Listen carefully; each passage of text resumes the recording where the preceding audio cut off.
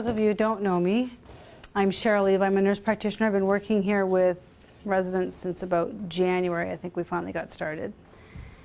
And so I come here to provide episodic, urgent, and emergent care to the people who live here. Generated usually by phone calls, emails, or looking at transfers that have come back from the hospital. People you're concerned are going to go out to the hospital. So I can either help to try to keep them here if possible, or I can facilitate a transfer so that the physicians who receive the resident have some idea of what's been going on, that I've assessed them, these are my concerns, this is what I'm anticipating, and it helps to direct their assessments and interventions there, we hope. Most of the times it does. It just also brings to fore that your assessments are so important. With the documentation you're providing is also very important to direct what they're doing there. So the goals of these sessions have been, I'm hoping, is to improve, if we can, your assessments, if they're not already stupendous, because most of them are. So increase the assessment skills and how confident you feel with your communications to the physician or to myself, and how best we can manage that resident, hopefully here, and if not, hopefully to streamline the transfer through emerge, and then if they have to get admitted, they stay, and otherwise to get them treated quickly and bring them back so their stay is less time in the emerge. It's pretty traumatic to go there. It's about $200 to get from here to the hospital. It's only around the corner, but it's because of the interventions required and the time and manpower. Once they get to emerge, depending on the number of tests that they run, if we can streamline that, it's great. CTs are $800. They're about 365 days worth of a chest x-ray. So a chest x-ray every day for a year is about the irradiation you get from a CAT scan. So almost everybody that's got a catheter in place is going to have a positive dip. Routine assessments in the emergency department are urines. They get sent home with a UTI diagnosis. Things often stop. So if we can prevent that from being their stop line, so they actually get to the problem that sent them there in the first place. If they're symptomatic with a UTI, great, let's get them treated too, but we could treat them here for that. So one of the things, and constipation's the other one. So if we can get people's bowels going, timely abdominal assessments to stop that as being one of the reasons why they get abdominal ultrasounds, abdominal x-rays, and CAT scans. So just stopping some of those things by doing your assessments here helps to reduce hospital transfers, cost to the system, cost to the resident. They lie in a bed for a long time. And then they get pressure sores. And unfortunately, they do come back with them because they're lying there. People are busy in the hospital. They don't always get turned as often. You guys give great skin care, by the way. You solve a lot of the problems that come back from hospitals. So to prevent the transfer there and all the complications and fallout that happen from it, we just want to improve your assessment skills. So what I would like is, as we move through this, if you have questions, comments, it's too basic, or you didn't understand something, please let me know. We can certainly ramp it up, make it more advanced, and we can go through some of the other things that might be a question for you. Is that good? Mm-hmm. Okay, I don't know everybody. I know you. And I've never met you.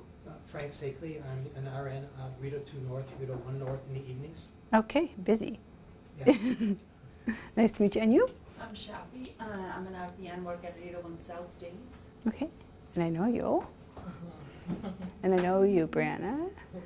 And your face is familiar, and I forgot your name. Joyce. And you're on which unit? I'm casual right now. Okay, I've seen your face someplace, and I know you. And I don't know you. I'm Glenda. And on East Nights. that's why I don't know you. I don't stay late enough or come in early enough to see you. Okay. So most of the residents do not present like this so that we know exactly what's going on, unfortunately. So this is just a picture that I've taken off Google with some of your basic where they are in your abdomen. So it's just a quick reference. I'm sure that you all know where all these parts are. It's basically how they present is the concern. And sometimes it can be confounding symptoms, and sometimes they're really straightforward. And that's for everyone who presents. And stomach pain, abdominal pain doesn't always mean abdominal issue. They can be having an abdominal migraine. They could be having a vascular event in their abdomen. They could be having radiating chest pain. Abdominal pain can radiate into their chest. A pneumonia can make you feel sick. A strep throat, you can present with headache and abdominal pain as opposed to just a sore throat. So abdominal pain is not always just an abdominal issue. So in real estate, location is everything. So this is their real estate. It is everything. And it's everything to them if they're not feeling good. So we want to know, what is the area of concern? And is there anything else involved there? So when we look at abdomens, typically it's 4 quadrants, so your lowers and to the sides. But in reality, there's the 9 areas. So you've got the 3 on each side and the 3 up the middle. And so depending on what is sore and how it presents is what is going to direct our assessments and our diagnostics, and then what else are we going to order from there. And referred pain, am I standing in the way? I'll stand out of the way. Referred pain, sorry, as I jump around on you. I don't know if I can read from that side. I can try. So referred pain, what's one of the things that comes to mind when somebody refers to that? You do have an actual issue in one area, but the pain is felt in. Exactly. So what's a good example of that? A good example, if somebody is having, If someone's having a heart attack and they feel the pain in their arm. Yeah, that's good. The other one for the abdomens, there's 2 that jump right out at me first of all. Appendicitis, yeah. So it's your right lower quadrant. It's often felt up by your stomach. The other one is your gallbladder, and you feel it in your left shoulder. So it's abdominal pain, but it's someplace else. Those are the ones that jump right out at me first of all. The rebound tenderness, you start palpating their belly and it starts hurting someplace else. That's your rebound. That's indicative of some peritoneal irritation. Some guarding, are they going to let you near their abdomen? Say you walk into a room, this is a reality, this actually happened, and you see somebody say, well, what's your pain on a scale of 1 to 10, providing that they can actually communicate well enough with you. They say, it's 3. So great, 3, I can assess you. Start doing your assessment, you touch their abdomen, and they are off the wall with pain. So they're going to start guarding. You're not going to get through your whole assessment. So that's a good indicator that the abdominal pain is much more significant than they're actually telling you at that moment. And with the amount of dementia, Alzheimer's, and other cognitive impairments that come through here, it's often hard for them to tell you what's going on. So they may not be able to identify it. And then there could be medications we're giving them. Did they get some Imodium? How often are they taking or asking for Gravol, Maalox, or Tums? Are they on a PPI? Are they on Zantac or Cimetidine? Is there something else they're taking that's masking symptoms, or do they need something because the symptoms are there or back? And we have the new deprescribing guidelines happening, and with that, you need to be more alert that these people who have been on their proton pump inhibitors, so their Prevacid, their Nexium, whatever cocktail they've been on, that they're at risk for GI bleeds, upper GI bleeds. So are they starting to complain of stomach irritation, pain, those kinds of things? Because some of the medications we give them are going to irritate their stomach. Name one. Proceed. So NSAIDs, good category. They are great for pain control, inflammation, but they cause inflammation in the stomach, or can. Didn't mean to put you on the spot that badly. Okay, so you have to look at what they're telling you. So are they just not eating? They're just not drinking? They're more lethargic. They don't want you to change their incontinent briefs, or they're trying to get to the bathroom more often. What are the symptoms that they're coming to you with, or when you arrive that they're presenting with? And stool charts get to be really important. And what is it in relation to? So if they've got abdominal pain, identify the type of pain. Is it acute, chronic, intermittent? Does it feel like it's cramping or spastic? And then what's in relation to that? So is there anything that alleviates it or aggravates it? So did they have dinner and now they suddenly feel bad? Their family brought a really nice, rich meal in. They were doing great. They had the rich meal and now they feel terrible. So did we trigger their gallbladder? Or they're not tolerating the rich foods or spicy foods. Or the food made them feel really good. So eating made it better. Or there's a particular fluid that they want that they tell. Ginger ale makes them feel good. They get to burp better. So is there some other kind of symptoms that's helping or making worse? What are the kind of symptoms? So as I was saying, constipation, diarrhea. Is it watery? Is there consistency to it? How often is it happening? Is there any kind of cramping going along with it, or is it just running out and they're not a problem with it? Do they have a history of irritable bowel syndrome? So that's a really common one that presents usually in your 30s or 40s, but once you've got it, it's yours. And it's nice. It's like diabetes and heart disease. It doesn't go away. You got it. You've inherited it. You get to keep track of it. Keep good care of it. It's yours. So with irritable bowel syndrome, you're going to have, you can either have just constipation, just diarrhea, or you can have a combination of them. And so on any given day, things can be different, and it can be flared off by how much you're eating, what you're drinking. Did you have more caffeine? Did somebody bring you in a beer to have? Did you get down to the pub? So things can trigger it off. And then those people that actually have been up and walking with walkers, and they're suddenly into a wheelchair because now they're at risk for falls, they've got increased leg weakness, they have a lot of reduced activity. So now things are going to be sluggish. They're no longer stimulating their bowel. And are they febrile? So any associated fever with abdominal pain or diarrhea, I start to worry about something infective is going wrong, or there's something much more significant. That's a big red flag.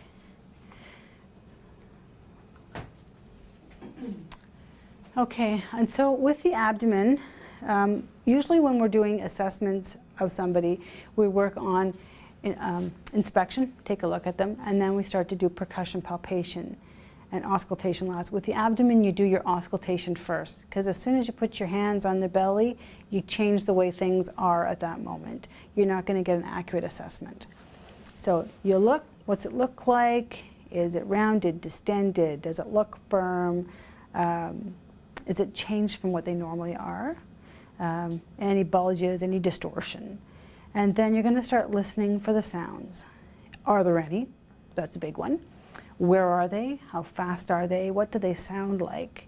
Do they sound like a rushing stream or just a few pings here and there? Because it gives you a huge amount of information based on what you're hearing.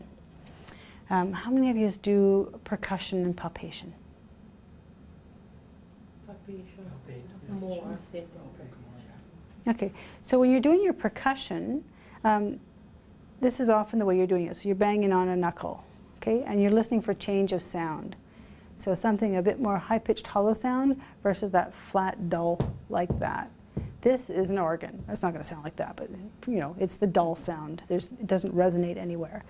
And so then you can tell if the organs are enlarged. Liver's typically not more than 6 centimeters below your rib cage.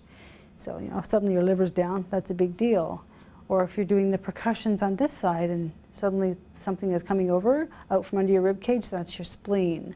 I'm not going to palpate a spleen that's beyond there. So that's the beauty of doing a percussion ahead of the palpation. You know if something's growing, you don't start poking around at it. Anybody who's had a transplanted organ, kidneys, liver, pancreas, even a bowel they're coming up with now, you don't palpate those organs. You risk damaging them, so we want to preserve them. So that's something to keep in the back of your mind when you're going to see somebody. And you guys know your residents really well, but it's one of those things, is it in the chart? Some things don't always make it in the chart. The docs forgot to document it, or it would slip through the history somehow. So it's not there for you. So the other thing that you don't palpate in an abdomen is aortic aneurysms documented at greater than 5 centimeters. So if they've got an aneurysm up here, I'm going to avoid that area. You can auscultate it, you're just not going to palpate it. And they're pretty easy to feel unless they're quite obese. Like if you stick your fingers there, you can probably stick your fingers around it. Okay, so then when I'm doing an assessment, my typical approach is I start on one side always, and I move up, around, and down. I always start on the right and move up and around to the left. It follows the pattern of your bowel. So small intestines are generally in the middle. Your ileocecal valve is here, so the small bowel is coming out, attaching to your colon. It's coming up, you're passing a couple of organs across and down. And so your movement of sounds should be following, the movement of stool follows. You're going to find out where are they constipated if they are, or where is the pain. And I try to avoid the painful area. So if somebody says to me, oh, it hurts right here, that's the last part I'm going to go to. I'm going to skip that on my first time around and go back to it after. They're going to guard. You're not going to get a good assessment. Everything's going to be tight, or they're not going to let you touch them. If you have somebody with advanced Alzheimer's and you start poking at something that hurts right away, you have lost your chance, right? They're not going to let you in. So you're noticing for the pulsations, those are your vessels. So which part of your stethoscope are you going to use for the sounds of your bowel? The bell. Hmm? The bell? So your diaphragm is your bowel sounds. Your bell, the small piece, is going to be for your vascular sounds. They're a little bit more high-pitched, and so you're going to follow those along if that's going to become an issue, if that's part of your assessment. If you're just looking for constipation, you may not have to do that piece. But there's also other abdominal reflexes that are involved in the cardiovascular system. Have you already had cardiovascular? No. No, that's tomorrow? Okay. So as you're palpating around your abdomen, you're looking for other things to show up too. So if you're concerned that they may have some heart failure going on, you're doing their abdominal assessment, and you start palpating, if you just take a moment to pause, so they're sitting a little bit upright, and you're pressing on upper abdomen, do you see anything coming up with their jugular? Is it starting to distend at all? If so, consider their heart failure to be an issue, and they may not tolerate their abdominal assessment as well. It means they're full. So things are boggy in their liver, and it's bouncing up through their inferior vena cava and showing up in their jugulars. So all the systems get to be related. But Jennifer will go over that for you. And how frequent are the bowel sounds? What's the normal frequency of a bowel sound?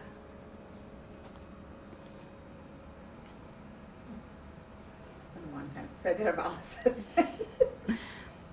Yeah, well, you have a reason.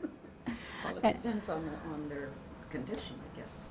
Yeah. So Nobody's the same. there should be some bowel sounds within 2 minutes. Mm-hmm. So if you've spent 5 minutes listening to an abdomen and you haven't heard anything, there isn't any bowel sounds. If you hear them rushing past you, they're definitely hyperactive. So would that indicate to you that it's an irritable bowel With scenario? which them rushing Overactive? past. Reactive? If it's overactive, it can be infection. So they could have a viral illness, they could have a bacterial illness, C. diff or Norwalk. They could have eaten something that's not agreeing with them, or a bit of food poisoning. In case there was some food brought in that hasn't been handled correctly or stored now that we're getting to warmer weather, and say the family member brought it in, didn't have it in a cooler, and gave it to them. May have a bit of salmonella, especially with eggs and stuff like that. So depending on food preparation, they could have an irritable bowel. So there's a whole bunch of things going on. So is there a fever or not? Is this normal for them or not? Has it recently happened? Do they have episodes of it? So it depends on the presentation. So all the bowel assessments put together to give you a really good idea of what's going on. And what kind of medications are they on? Are they on That too, of course. metformin? Are they on some metoclopramide? They've been given Imodium. So there's a whole host of drugs out there that are going to affect what's happening inside. Bumps, bulges, and masses. So is their bowel protruding enough? Do they have any hernias? Is it new? Is it old? Is it reducible? Is it painful? So a discoloration near a hernia that's painful and doesn't go away is considered a strangulated or incarcerated hernia. It's a big deal. It needs to be reduced surgically, most likely. If you can just pop it on, stays in there, excellent. Some of them get them near their umbilicus, and so if they reduce well, great. I mean, you can stick an unsterile gauze on top, tape it over, and it stays reduced. Perfect. It's cheap, it's easy. If it's not causing them problems, don't worry about it. If it's not affecting their bowel habits, it's not a big deal. But the ones that are painful or show up with a fever, they're crouched like this, they don't want to move, that's a big deal for hernia.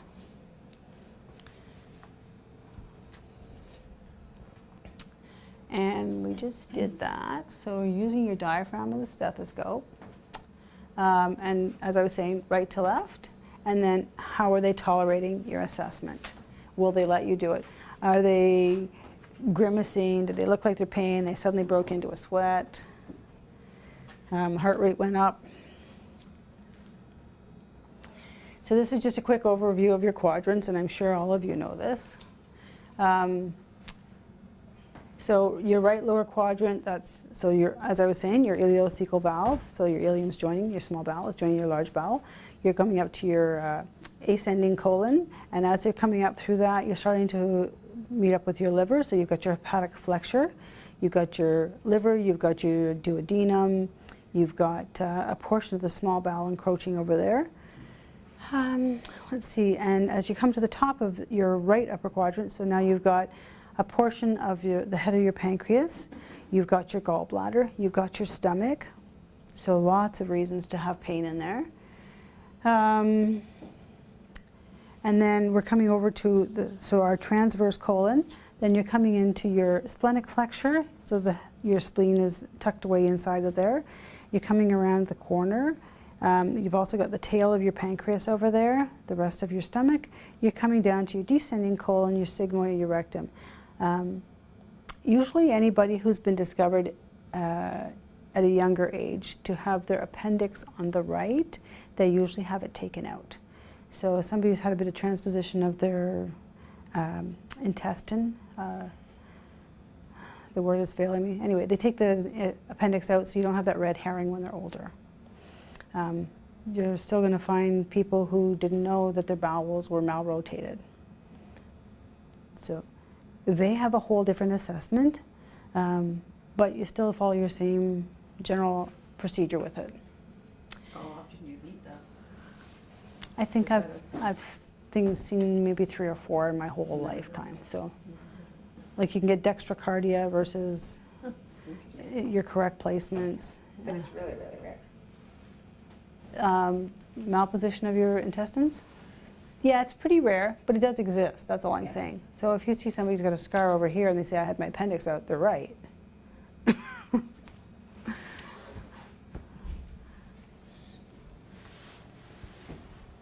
We try to take care of those when they're little. Well, yeah, yes. Don't always know about them. I have met up with people in their 80s in the ICU, and their vessels are so interesting because when you start to stick in lines in those places, you find out just how interesting they are. And it's like, oh, I wouldn't have thought of going there. So you know that if that's in a malpositioned, there are other things that are also in a strange place because they all form around the same time. Okay, so I went over that. Avoid percussing over the an aortic aneurysm or transplanted organ. Proceed the same sequence. It just means that you don't miss things in your assessment. So an assessment that is very structured and very similar each time you go to do it, you're going to have a pattern, you'll pick up on things more often, and you won't miss things as often. And I did go over that. So, and I usually start an abdominal assessment down here. Unless they're having lower abdominal pain, I'll start it here. Just the way I do it. Whatever works for you and consistent with you is what's good for you.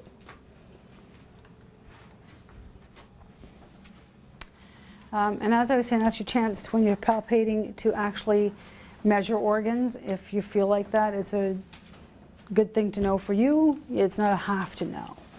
for any means. The biggest thing is what's changed. So what is their baseline and how is it different today, and is it making them unwell? Let's see. And one of the other things is palpating stool. So you got to palpate pretty deep sometimes, depending on how big their abdomen is, how large, how rounded. We do have some bigger people. And it's just practice, practice, practice. So you start to feel something firm in there, follow it along, see where it goes. How far does it go? When's the last time they had a good bowel movement? Even if they've just had one, that doesn't mean that they're not constipated. And I go back and look at their stool charts and see in 14 days how many times did they go and what size. A small one, I don't even count it as a bowel movement. It's not a relevant thing. So if you see small, small, small, small, small, they're constipated. Let's see. Any direct or referred pain, and you start following that along, because now you're going to start investigating other things. And the other thing you're going to relate to all of these is their blood work. When was their blood work last done, and how far away from this change? They may need some ordered. Have they had a history of elevated liver enzymes and they're presenting with something? Has their stools themselves changed? So they were brown, formed, normal consistency, easy to pass, and now they're pale, pasty, lacking in color, or it looks like bile running through. So it's going to direct what you're thinking now and what you're presenting. And it's what's normal for them. If somebody goes every 3 days normally, great, as long as the consistency is not changing. It's not more difficult to pass. There's no nausea or vomiting associated with it. And this is just about your vascular components.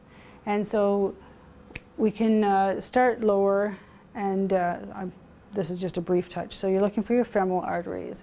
Then you're looking for your iliac arteries, your renal arteries, they're just above your umbilicus, and then your aorta.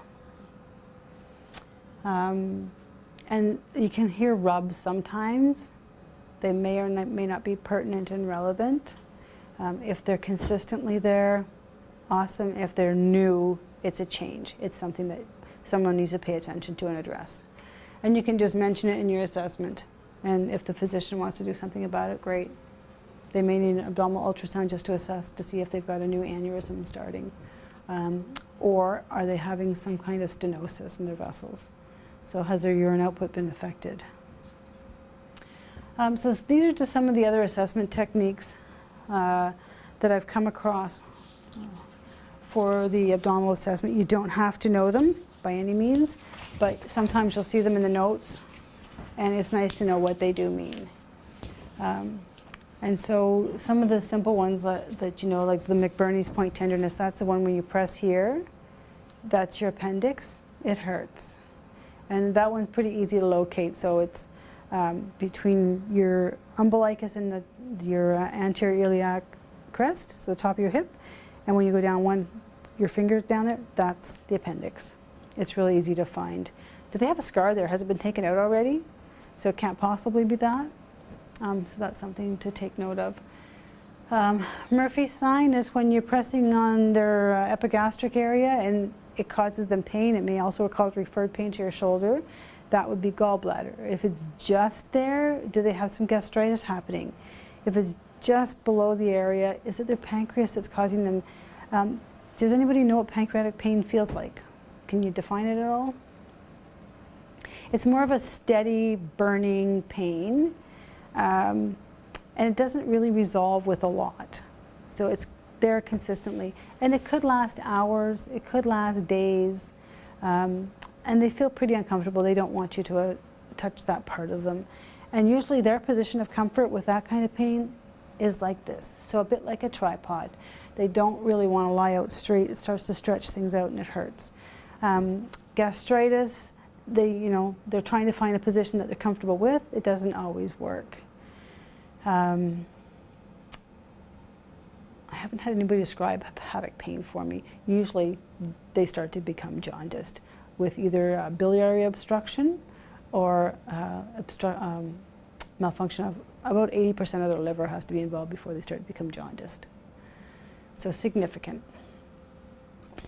The Ilia-SOA sign, that one's an easy one to do, especially for somebody who's requiring assistance to go to the washroom. So rather than having them lie down and bring their leg up, so if they're sitting and you want them to stand, so they're sitting down here, you want them to stand, it starts to move the muscle across their peritoneal cavity, it hurts. So if they've got any kind of inflammation down here, any kind of painful bowel, that hurts. The other one is if you're trying to transfer them, so now you're standing them up and you start to sit them down, and as you turn them and extend their leg on the bed, it hurts. So some of just the basic ADLs, when you're removing them, they start to complain about things. You don't have to be doing this great and wonderful focused assessment at times. It's just helping them out doing something and they're complaining of pain. So the PSW comes to you and says, I was helping to transfer them and they're really complaining. It seems like something's sore. It may be their abdomen, even though the transfer is what precipitated the concern. Fluid wave, so you're touching here and it seems to move across, and alternately if they're lying on their side and you touch them and move them back, and you can see the fluid movement. That's significant as well. Digital rectals, I'm sure you've all done plenty of. And we talked about the hernia assessment, and then you know about the stools for the occult. It's a moment in time, so unless they're having pretty frequent bleeding, you can miss it. But if they're having any kind of vomiting and it's kind of an off color, is it coming through on the other end already? So they started to pass blood throughout their stool. So you can assess an upper abdominal bleed with it. It's not as quick. It's more focused for the lower abdominal, for the bowel. Mostly it's just nice to recognize what the words mean. So I've left them there, and you're certainly welcome to look them all up and then use them. It's great, or at least recognize what they mean if you see them in charts.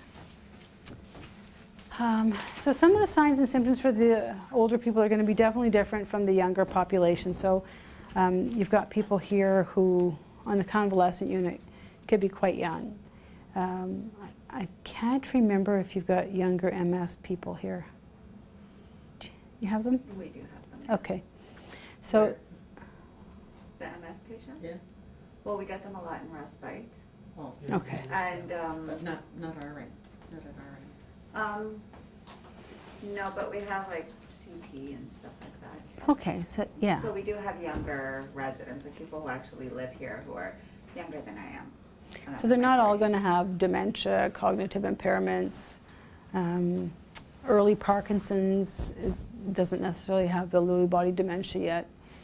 So those people, anybody with impaired mobility, chances are at risk for constipation. Change in bowel habits. Then we have the diabetics of any ages, depends how long they've had it for, can have the gastroparesis. So things move slowly through. And so they're at risk for reflux and therefore risk for aspiration. So we're looking for things, especially with the elderly, who have more of the comorbidities going on, with changes in mentation. So suddenly they're confused, they can't follow instructions, they're not talking to you. What they're saying is nonsense, and they usually make sense. So, or the family notices that they're different. So there's lots of things that can change in their mental status. A change in vital signs is usually pretty significant if it's abdominal issues.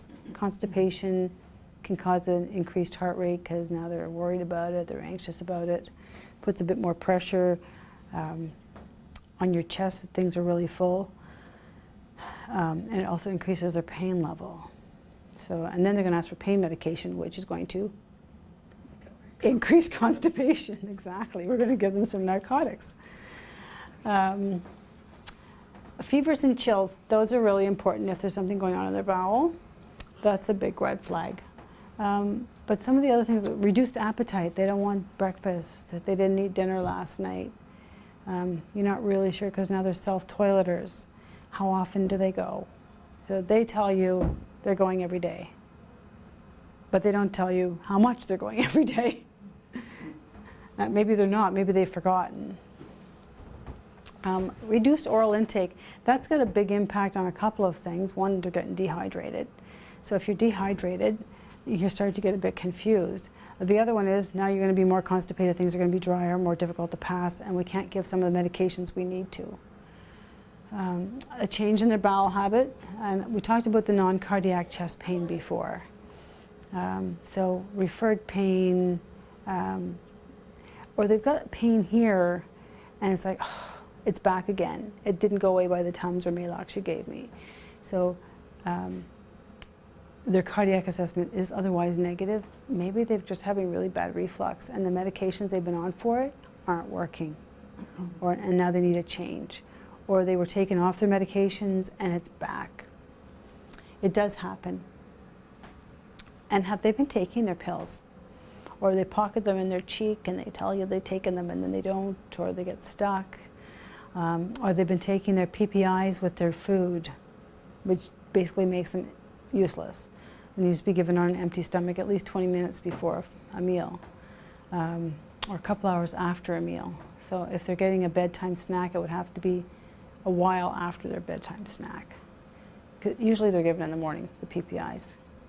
So 20 to 30 minutes before their breakfast, at least it gets to take effect. You're allowed to have it with applesauce if they need to put it in something. So if you have to open up a capsule or something like that, and they need a little something to take with it to get it down, applesauce works.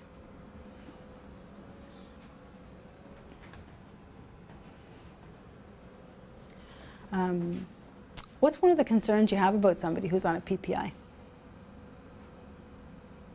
So say they've been on pantoprazole now for their 6-week course. It's great, but they're going to continue on now for probably a couple of months. What's one of the concerns that somebody who's not too mobile, who may be having a little difficulty swallowing, say a little dysphagia from a stroke?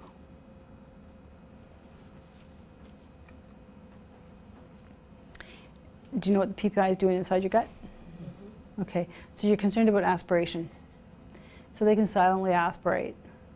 And it's changing your pH, and so you don't have those protective enzymes necessarily in your stomach, and the protective acid. So the hydrochloric acid basically helps to destroy bacteria.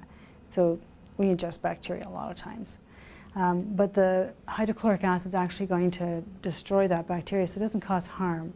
And then we start to protect their stomach because of whatever medications are on or condition they have. So it actually changes that pH, and so should they aspirate, they have a greater risk. The bacteria aren't gone. So you can get both a bacterial and a chemical pneumonitis with it.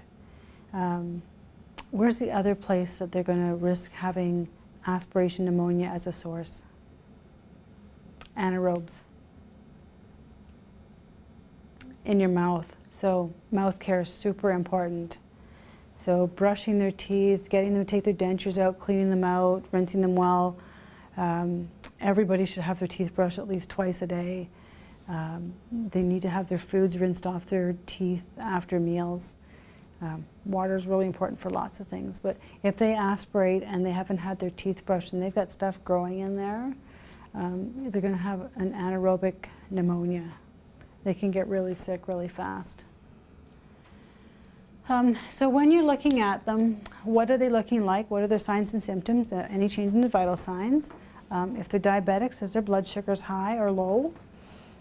What does their mouth look like? Have they had their teeth brushed? Have they had their tongue brushed? Do they look dry as a chip? Is it beet red? Are they refusing to swallow? So they're kind of off, their color's kind of flushed, their mouth looks kind of dry, and you get to look in their mouth and they've got this nice cherry red tongue. What comes to mind? Either strep, which we had an outbreak of, or a vitamin deficiency. But yeah, strep's the easy one. And we have had that over the winter, right? Strep throat, strep pneumonia. So, and do they let you do their mouth care, or are they resistive? So have they had their dentures out recently? Do the dentures fit? Have they got any sores in there? So if they're not getting their teeth, they're resisting having mouth care, and they've got sores in their mouth, they're at risk for an oral infection. Any lumps or bumps, anything that looks like it's sore and swollen, they can have some stones in their salivary glands. Doesn't happen as often, but it certainly can, especially if they've got reduced intake.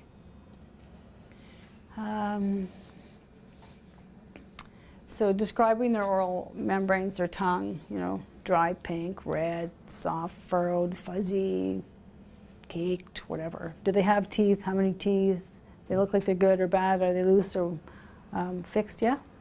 So I was just saying, I didn't know you could get stones in your salivary gland. Oh, Yeah, How do cellulophthiosis, you, yeah. like, so what's the treatment for that? Do you just give them something to drink, or does it pass You somehow? do, or how do well, you- some of them do pass, and you do need an increased oral intake. Okay. Some of them have to be removed.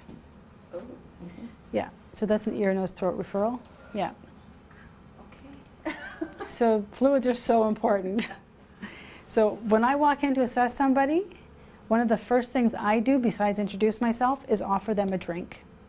I want to see them open their mouth. Can they? Does it hurt? Will they swallow? Gives me a huge pile of information just by coming in and offering them a drink. And then I get to see, do they have teeth? Are they sideways? I saw somebody with her dentures in sideways the other day. It's like, that can't be useful. Well, she was just doing it herself. So they're not fitting well. So do they need a new set of dentures? Do they fit that poorly? Do they have any dentures? Do they hide them on you? I know that happens. Okay, so we've gotten past that whole idea. So they've been able to drink, they got some fluids in, they can talk to you. Awesome. Any halitosis, so you come in, you get their teeth brushed, it still smells bad. Do they have gingivitis? Do they have an oral infection? Or is it coming from their stomach? So somebody with a gastric issue is going to have bad breath. It's not because their mouth care is not done. And we went over the hygiene. So that's, we were talking about your anaerobic bacterial infection. So aspirate and you've got a dirty mouth. It's in your chest and now you've got a nasty infection.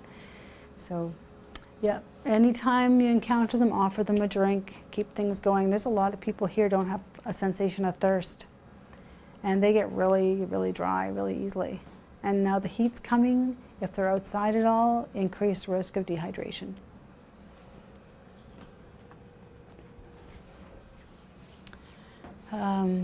Nutritional state. So we have people who don't have a sense of thirst. They don't always know when they're hungry or if they're hungry or when they last had their meal because they forget. Or they're afraid to eat because their neighbor's telling them the food's poison, or, you know.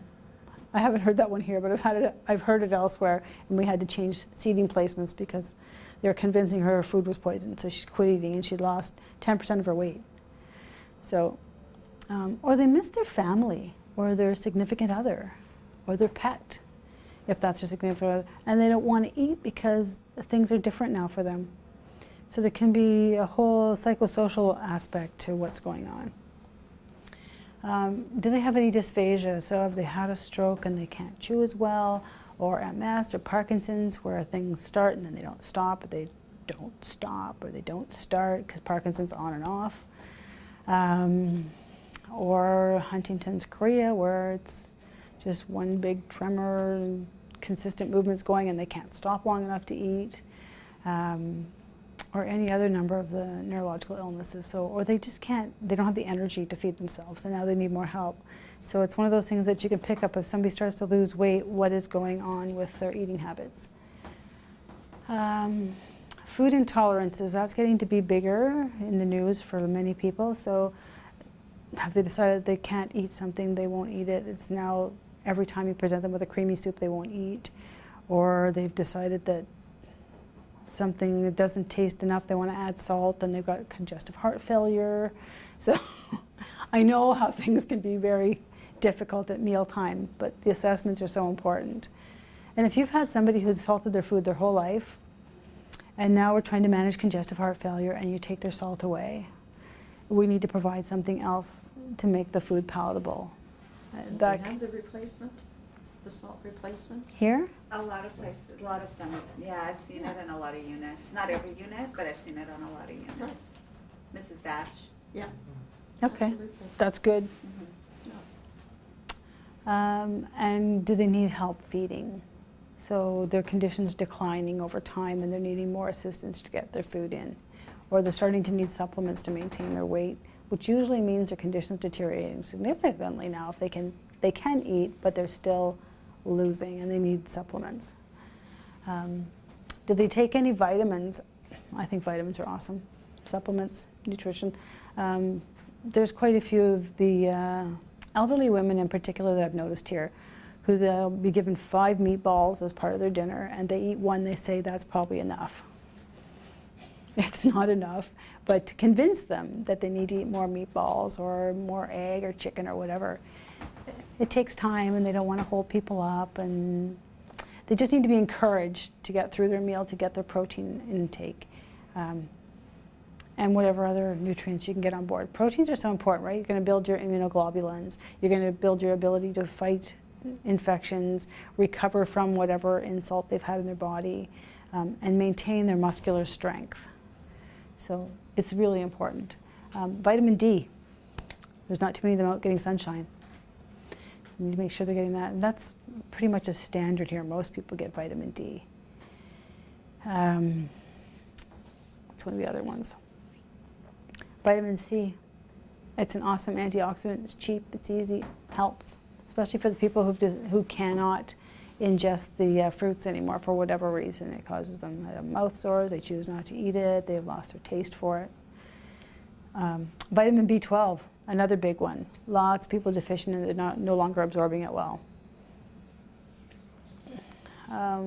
So what kind of diet? If it would suddenly change them to minced or pureed, and they look at it and say, ooh, yuck, you know, I'm back to baby food. So they may need some encouragement or modifying the diet somehow. Get the dietitian involved to see what it is they'll eat that's safe for them to eat, so that we can make sure they have adequate nutrition. I believe I've attached an article in the back on obesity. And most people would think that if you're overweight, you have lots of nutrition on board.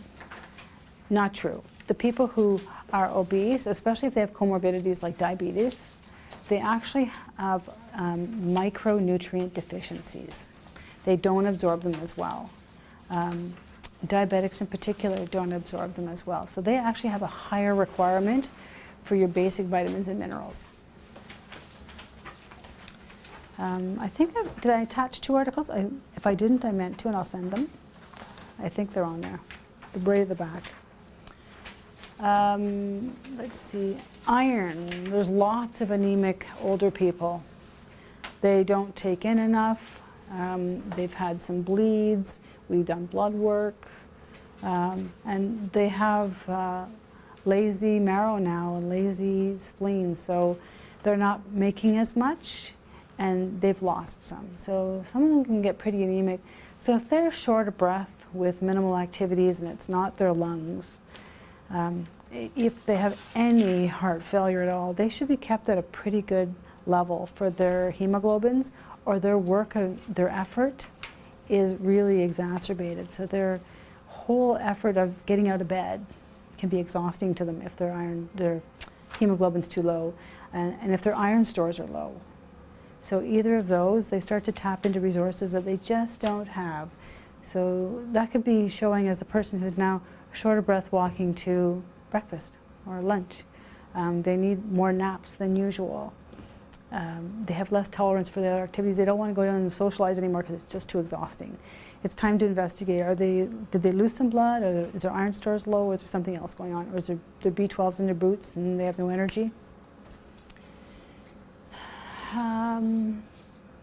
And we went over the micro deficiencies. How am I doing for time? What time do you need to leave soon? It starts at 2. Okay. So just some of your basic GI, upper GI conditions. So your reflux, is it associated with gastroesophageal reflux disease, or is it just some basic reflux? And is it related to positioning? How are they sitting? Do they need to sit up more? Do they need the head of the bed up when they're sleeping so they don't? Any nausea? Is it new? Is it chronic? Is it managed? Vomiting, do they have a history of it? The risk for aspiration can be there. And is it associated with anything else? Or is it a single episode? Or is this, they've vomited 3 times on your shift and now they're sick? Eructation, do they belch a lot? Are they swallowing a lot of air, or are they belching for some other reason? And distension, so have they taken in a lot of air, or are they distended for another reason? Is there a different organ causing them grief? Now, distension, can that also be as a result of heavy-duty constipation? Yes. That's- So, yeah, exactly. Are they that constipated? Then now it's up here as well. And it's going to take time to clean them out. One large bowel movement doesn't resolve the constipation. Does Beano help? It depends on the cause. So Beano is often for people who are lacking the enzymes to digest the legumes. It doesn't help for all sorts of things, but if it helps them and they feel better with it, it's pretty benign. Just have to make sure it's not going to interfere with any of the medications. So there's lots of causes for many of the disorders of your GI tract for sure. Lo and behold, I haven't looked at this for a week. So as you were saying, what is it causing? So is it alone or with something else for the bloating and distension? Is it some aerophagia, so they're swallowing lots of air because they're feeling nauseous? Do they need something to control that so they're not constantly swallowing? Do they have a non-ulcer dyspepsia, so they don't have an ulcer but they still have that terrible pain? Diabetics with gastroparesis, things are slow and they get slower, and they eat their meal and they still take time to digest it way past your 2 hours. Or the irritable bowel where it's on and off.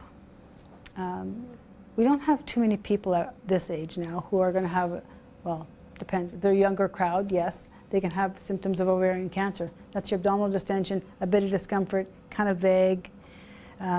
If they're still young enough to be having their menses, is it disrupted? Did it suddenly disappear with its abdominal distension? Those people need an ultrasound of their abdomen, and soon. Colon cancer, that can cause some changes in your stools, abdominal distensions, or changes in bowel habits. If they've suddenly got pencil stools, has something changed? You don't have to have abdominal pain to have colon cancer. The pain usually comes once something else is involved, like perforations or the polyps grown too much, the mass is larger, it's starting to obstruct.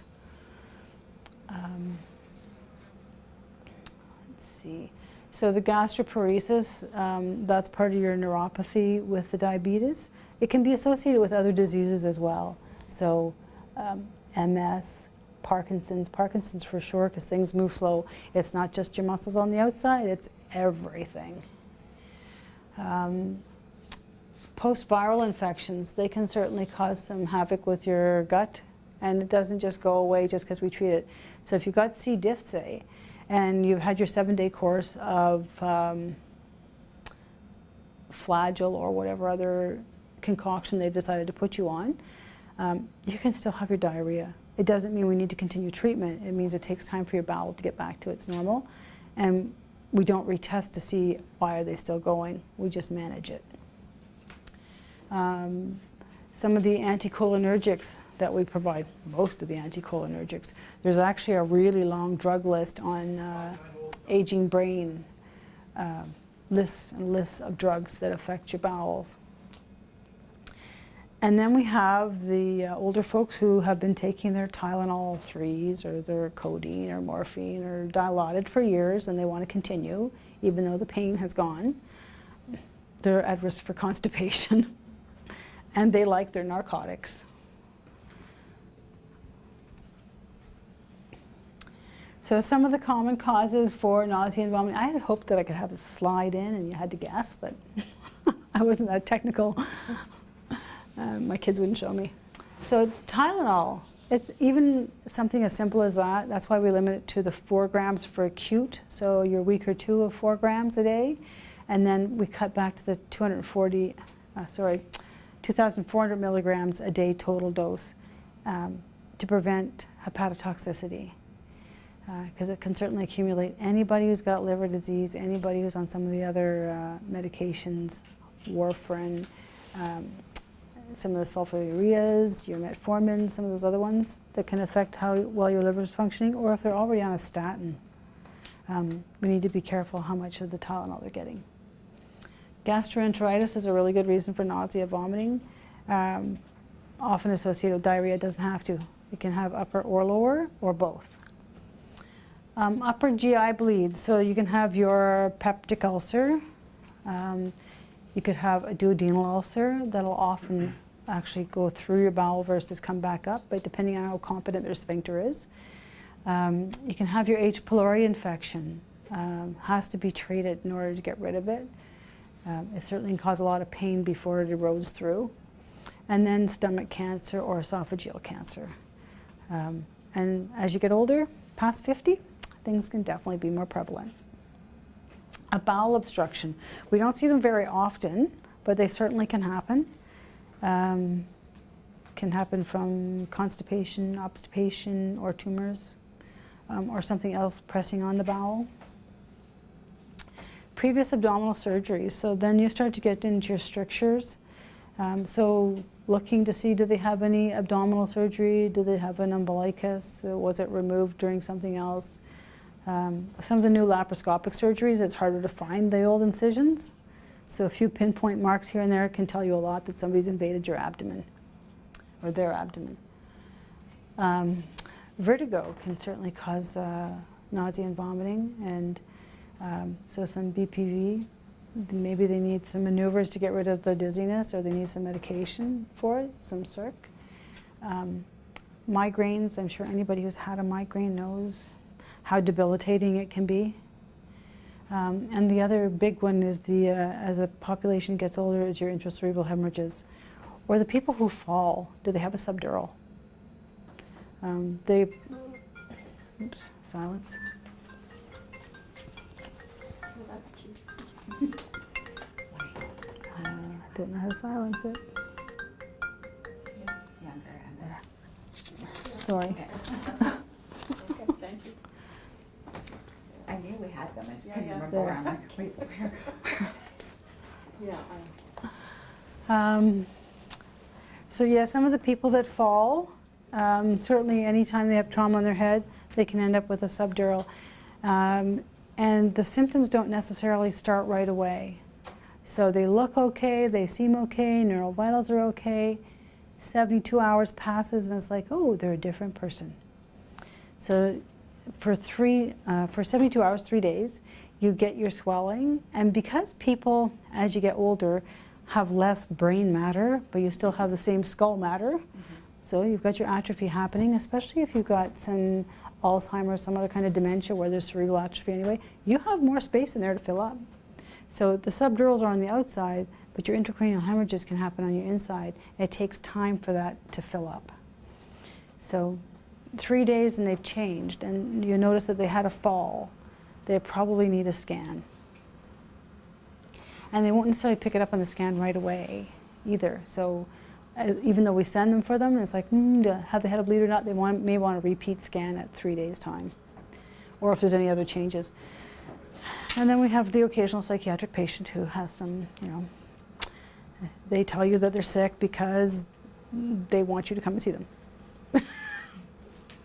It happens. Yes. And on the convalescent unit or that area, pregnancy can always be a reason for nausea and vomiting. They have a new policy at the Ottawa Hospital. Anybody who comes in for either surgery or unwell and they are female, they get a pregnancy test. If you have a uterus.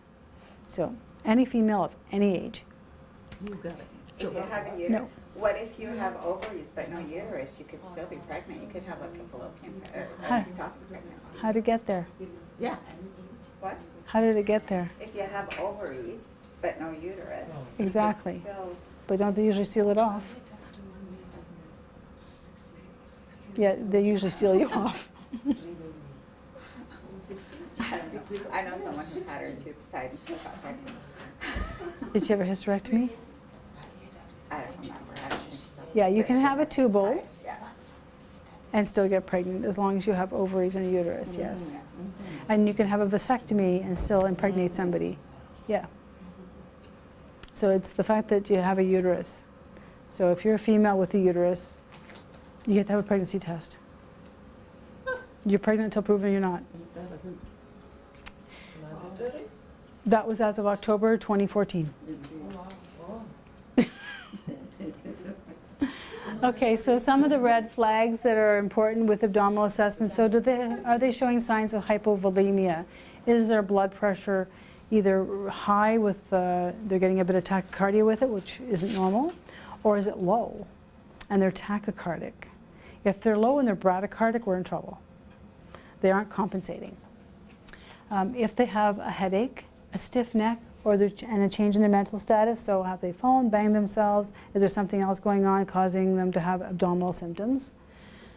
Any peritoneal signs, so their abdomen's tender with touching, or percussion or palpation, so it's starting to hurt as you're poking around.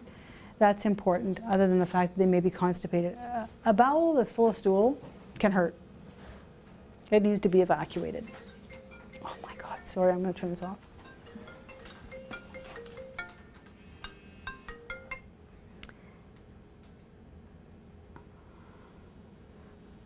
And then how do I turn this down?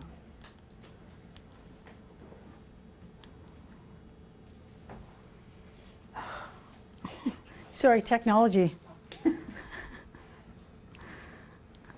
Don't know how to get back to my home page. There. Okay.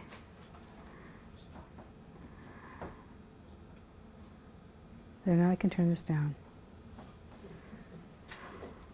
Technology challenged. Okay, so the peritoneal signs, those are the sore abdomen. If you touch it, feel it, those kinds of things, it's there.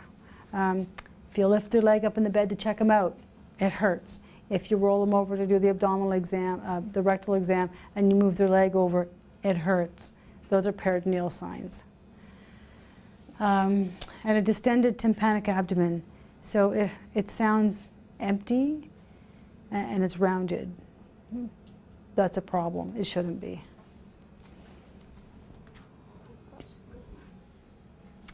So some of the reasons, so your obstruction, your appendicitis, bleeding either in the bowel itself, like in the lumen, or a perforated bowel.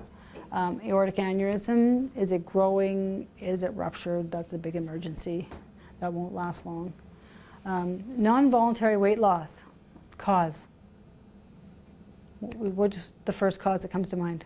Diabetes. Not unless they're younger. So cancer, involuntary weight loss.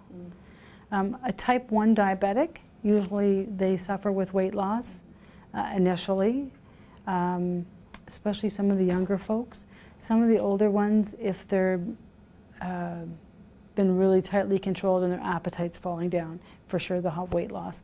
But involuntary weight loss, for me, the first thing I think about is there a cancer of some sort, and are they getting cachectic? So they're not wanting to eat anymore, things are changing for them. They're looking unwell. So I think your weight loss triggers around what, 5 or 7.5% here? It's at 5%. 5%? Okay. And then ectopic pregnancy is another reason for abdominal pain. That's an emergency as well.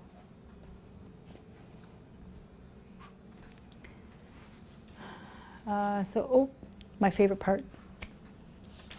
Stool consistency. This is the one I go chasing everybody around for. So how much, how often, what's it look like?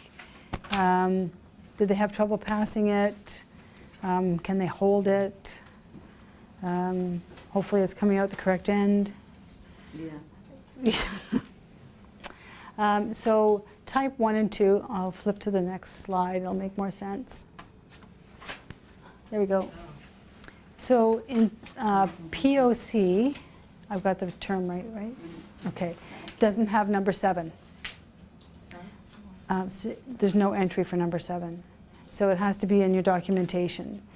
So the PSWs can enter 1 to 6. 1 and 2 are constipated. 1 for sure. You're concerned about obstipation at that point. We should have already been on it. Probably there's been at least several days where they haven't had a good bowel movement by the time you see type 1 show up. 3 and 4, those are great. So your 3 is your sausage looking thing, but you know, it's the uncooked sausage versus the hard barbecued. Sorry. It can look like a boiled hot dog or a barbecued hot dog, as long as it's not too crispy looking. Yeah, sorry. And 4 is that's your thinner sausage. So, and it was easy to pass, but they're not the pencil stools. So the pencil stools we're concerned about because there's not enough volume there and they're coming out probably more often. I call them garter snakes. That's a good one, yes. A young garter snake. Good, I like that one. I'll have to remember it. Like it's off the sausages. So there shouldn't be any little rocks and pebbles and things like that. I have a name for that, but I won't say it. Rabbit poops. Okay, so they shouldn't be like that. Yeah, pellets. Pellets is good. And then number 5 is getting a bit too soft. Those are more like the soft blobs. And it might be harder to do the pericare because it just keeps smearing on your skin. 6, you're into diarrhea. And 7 is often the one that is associated with your gastroviruses, so Norwalk and stuff like that, and C. diff. Yeah, C. diff, characteristic smell though. Caustic. Caustic. Yep. It's quite unpleasant, yes. The viral illnesses can also be kind of unpleasant. They're both crampy, they both give abdominal distress. And explosive. Yes. And is there a lot of gas associated with what they're passing? So are they complaining of both flatus and frequent stools? And the other big concern about it is, can they get to the bathroom? Or do they have to wait for help? The big thing with having diarrhea, it's less bothersome and less concerning if they can sit on a toilet to pass it. If they have diarrhea and they're in their bed or in their chair in an incontinent pad, they're sitting in stool. So it sets you up for a urinary tract infection and skin excoriation. So now we're looking at skin wounds and skin infections. So it gets to be a really big deal. So somebody who's got some of this nasty diarrhea going on for whatever cause is at risk now for more infections just because of it. And they're also at risk for dehydration. You're losing water. You're losing electrolytes. You're losing your magnesium, your potassium. So now we're having to do electrolyte assessments with them. And those are the people that really need their fluids pushed even if they don't feel like drinking it. Get ahead of what's going wrong. Why don't we stop for a break? Okay. What a great time. Do you need to take something with you? No. Perfect. Well, why don't we stop for a break? Okay. And how long? 15 minutes? Perfect. Then I get to have a drink too. Okay. You do work for In order to keep us sort of on time, I'll just go ahead without Frank coming back yet. I'm sure he won't be long. I don't know where the thermostat is, or I'd jack it up and everybody would have to. I'm frozen actually. Yeah. Well, I had a little bit. I had a pudding. Okay, so etiology of diarrhea. That's okay. So most of the cases of diarrhea that we're going to see are going to be mild. They're not going to make them systemically unwell. They're not going to have persistent fevers, and they're not going to get severely dehydrated.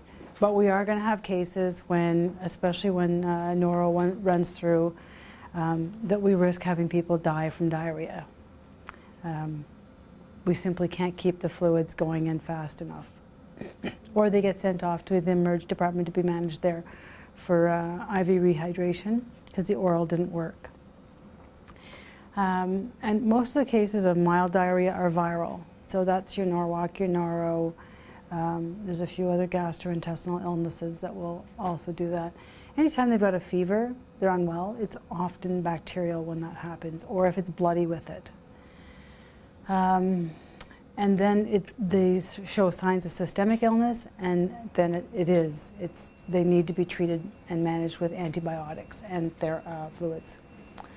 They can have a chronic infectious diarrhea, especially if we get some people from overseas or who have traveled overseas before they've come in, or their families traveled overseas and managed to bring them back some kind of parasite.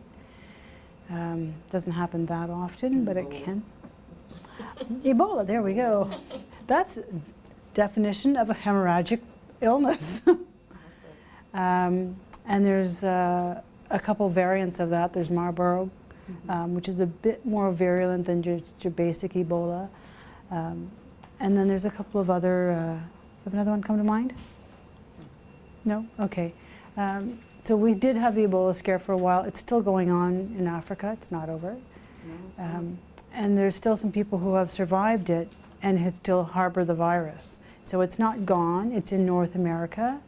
But the people here that have survived are not unwell, but they still harbor it. So that will be right till the end, or can't really get rid of it? It'll lie dormant? Well, there's a physician who came back, and I'm forgetting where he is in the United States. I think that's where he is. Pardon me? Got sick again? Well, He was well? and then he is, yeah, he's a bit unwell again. got sick again. They've located the virus in his eye, and he's going blind with it. Oh, Jesus. So he still has the virus on board. It's still causing some illnesses. It causes a lot of arthritic pain afterwards. So now they're discovering with these people surviving, what is the sequelae, the fallout of having this terrible illness. You've survived it, you didn't die and get emulsified. Well, right? What about the Africans that are supposedly cured? Well, they're studying them. Because nobody have really done a study on that virus. No, they haven't. People, they've had their outbreaks, It's they're just small that- epidemics. And now, because it's so massive, that they're doing studies, and they're trying to do the antiviral vaccines. So that's under study as well. And they have this large population to study, right? So now we're finding out what are the side effects of having survived this. Well, that doesn't sound very healthy. No, they've got complications. So there's going to be neurological complications because they had bleeding in many places. There's the senses are all involved. Some of them are a bit deaf. They're definitely going blind, some of them, because the virus is still in their eyes. And then they've got the arthritic pain, so their joints have been affected. They haven't released information yet whether or not the joints are actually in the synovial fluid harboring the viruses yet. I'm sure that will come out in the news and probably within the next year or two. But yeah, so now they're doing studies about this. Can that be passed on to a fetus? They don't know yet. So, Most likely. yeah, oh, I think you'd like him. So the evidence is not out on all the complications of how, when you survive this, what happens. So that's a really good example of something gone horrendous. Trying to think of one of the other ones. Like the salmonella that affects our GI tract.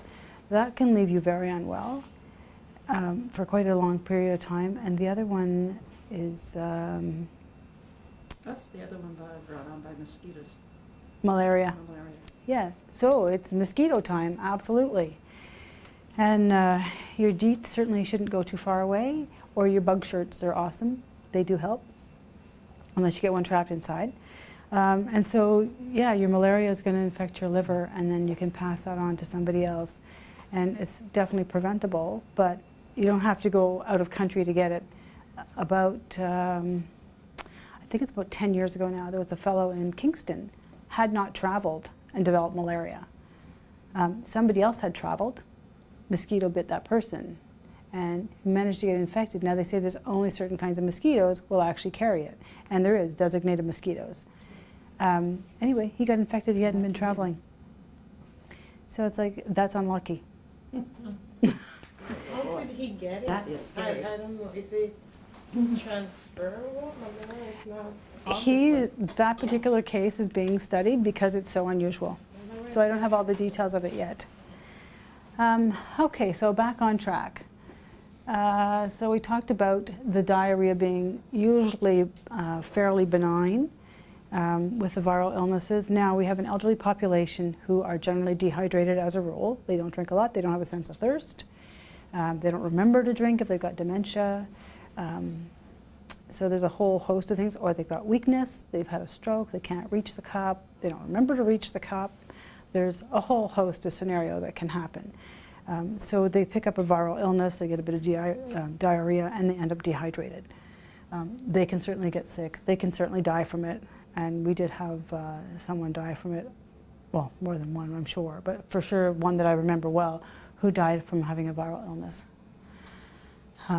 So regardless of what the degree of it, it's how sick are they with it.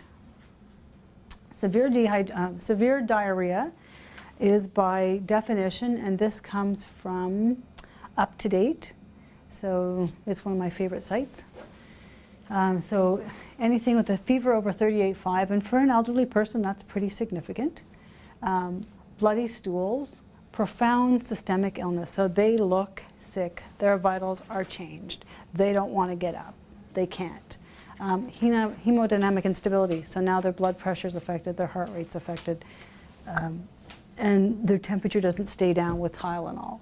And so more than six or more diarrheal episodes a day for more than 5 days. That's a lot of diarrhea. That person feels unwell. And probably the staff taking care of them realize that because they're in the room a lot. So, and Would that send them into febrile convulsions then? if they're prone to it, Yeah, so dehydration without persistent fever, right. yeah.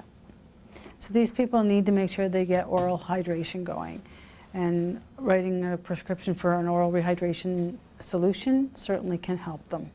And pharmacy's been known to provide that for them.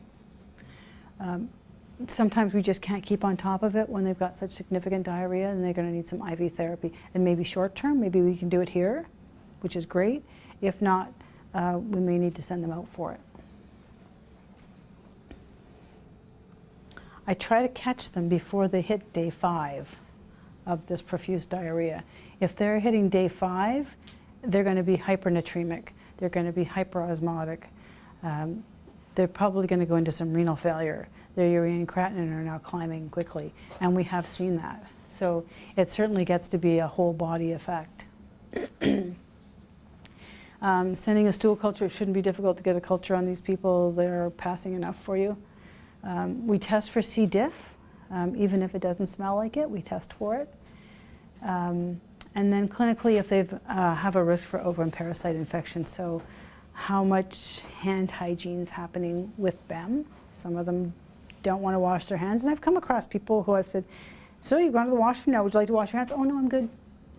It's like, no, here, why don't we go to the sink? And you can't get them to wash their hands. So they do exist. They just, it doesn't trigger in their brain, and it's not part of them, and it doesn't have to be dementia, because this person was quite cognitively intact, and she just simply didn't understand the rationale for washing her hands. Her? Her. Is a resident, and she didn't seem to have the inclination to do it, despite the fact I gave lots of prompting. I went and washed my hands. She didn't follow suit. It's like, okay, so the bottom line is all diarrhea is significant, and all severe diarrhea is significant. The mild and moderate is significant if it's causing them to be unwell. So we need to address what it's causing as a problem. So are they getting dehydrated? Are they having pain and fever? Is it causing something else to be out of sorts?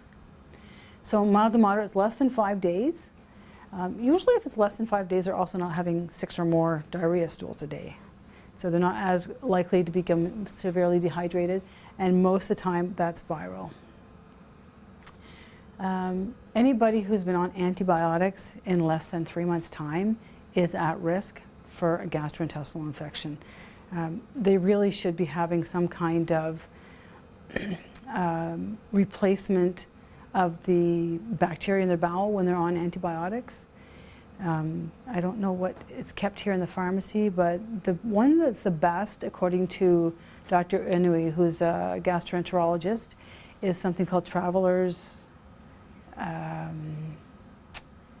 Probiotics, and he recommends that. It has 25 million units of the bacteria present, and it's got, I think, 8 or 10 different varieties of what normal bacteria you have in your bowel. So if you're going to be on clindamycin, especially oral clindamycin, it wipes out everything and sets you up for C. diff or necrotizing enterocolitis. And so for him, he's like the guru of gastroenterology in Ottawa. He likes people to go on that. If you've had recurrent bouts of diarrhea that's not resolving, that's also his go-to. So I'm a big proponent of that. Some lactobacillus acidophilus, so there's not enough in our yogurt for sure to have the live bacterial culture returned.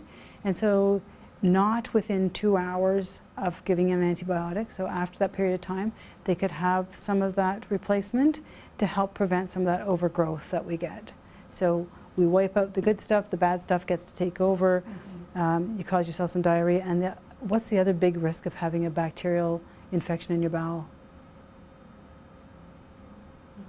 Translocation of bacteria. The bacteria go outside the bowel wall and they invade you systemically. They make you sick. I've certainly seen it enough times. So you can get septic just from having diarrhea and from the bacteria going out and from us treating something. So we treat your UTI, we treat your upper respiratory, lower respiratory tract infection, we treat your sinusitis or whatever other, like cellulitis, whatever else itis has been going on. We've treated it, we've wiped out your bacteria, and now we've set you up for a problem. So how do you treat C. diff? Flagell. Flagell? Yeah. But the other thing, sometimes in the hospital they do fecal transplants, right? Yes. So yes. get your enema of somebody else's poop, Right. who doesn't have it. She's looking at me funny. It's true, works. and it works. Come again? So actually, in somebody with a colostomy or ileostomy, they will actually put the stool in there. So you infuse the stool a certain number of times a day, certain number of times a week, and it's a clean stool specimen. So it does not have C. diff. So it's not generally from your family member who's been taking care of you, because the risk of them being infected is pretty high. They may not be sick, they might be a carrier. So yeah, it does happen. And so if they don't have an ostomy appliance of some sort, then you give them rectal insertion of clean stool, so they get the bacteria back. Clean stool. Healthy poop. Where you get them? The clean stool. Donors. Selected people providing. Clean stew. Yes. So now you have dirty stools and clean stools. It's a whole new idea. I've seen some treated by vancomycin as well. Yes. for C. diff. Yep. But it has to be oral. It can't be IV. Yeah, the oral one. Yeah. Okay. So yeah, so different modalities. So as long as they could take the oral, they can take it. And how often you have to clean stool? That's ordered by a physician. As Usually, a practitioner, don't you write orders? I do. I have not had the opportunity to order stool implants. Wow. Cheryl, with the vancomycin, Yes. the oral one, because I know with the ones with IVs. IVs, you have to do vancomycin levels every day. I'm under that impression. Do you do the Vancomycin same? levels are due every 4 days or at the 4th dose, depending on how often they're given. So with PO as well, you're supposed to be doing that. Depends on the duration of therapy. So it depends how often it's being given. So it's very dose dependent. Okay. And you're less likely to get toxic on an oral vanco than IV. IV is very easy to become toxic. But orals, very seldom you get toxic levels with it. It's contained in your bowel and it kills off what it's supposed to. Okay. So it's a much safer route. Anybody with renal impairment certainly needs to be watched. But there's very specific vanco guidelines set out. And I forget the source, but I have it. Okay. Yeah, vancomycin's a whole new ballgame. Okay, so the criteria for stool testing sooner is if they're over 70, so that's lots of our population, severe abdominal pain, and then if they've had a C. diff associated disease already, or if it's suspected. Now, when So- you send a sample out for analysis for C. diff, Yes, is that done in Public our health. local labs? public health. Public health monitors all C. diff.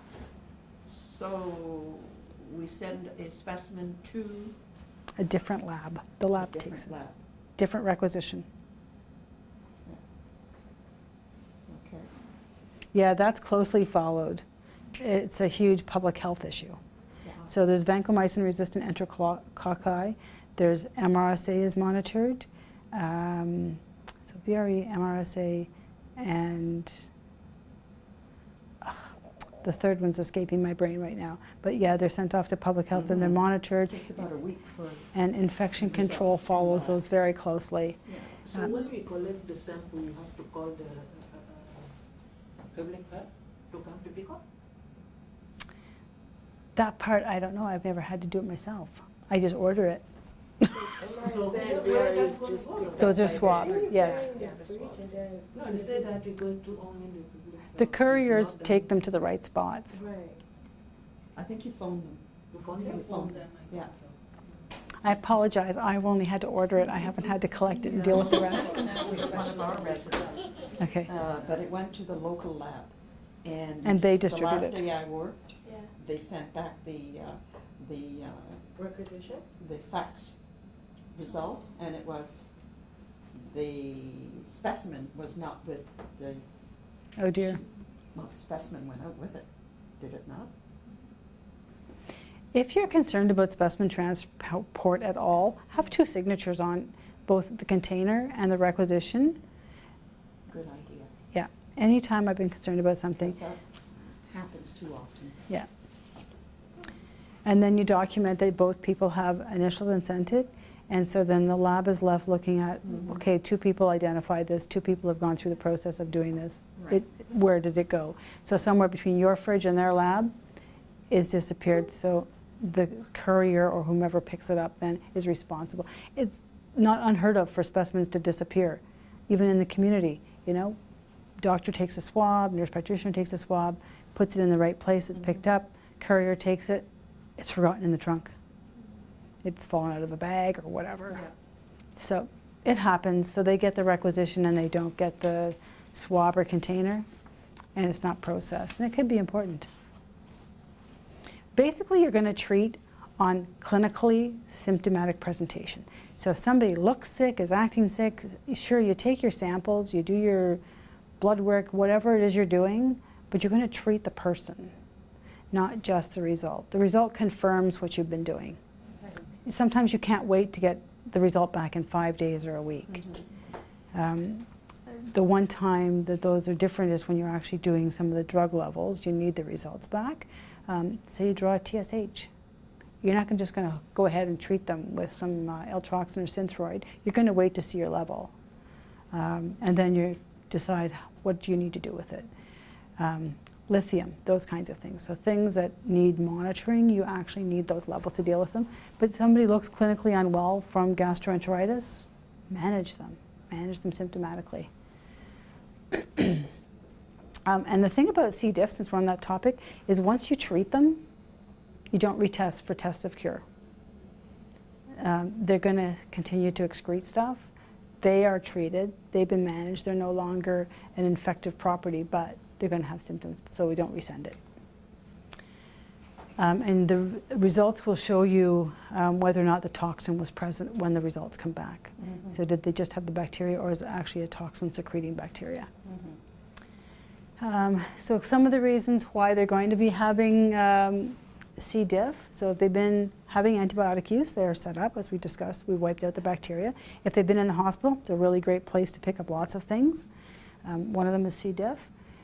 Long-term care facilities, once it gets here, That's right. it has feet. Usually those feet have names. And he's next door to somebody who does prove positive C. diff. And the other method isn't just the resident to resident, family, resident family to resident family to resident.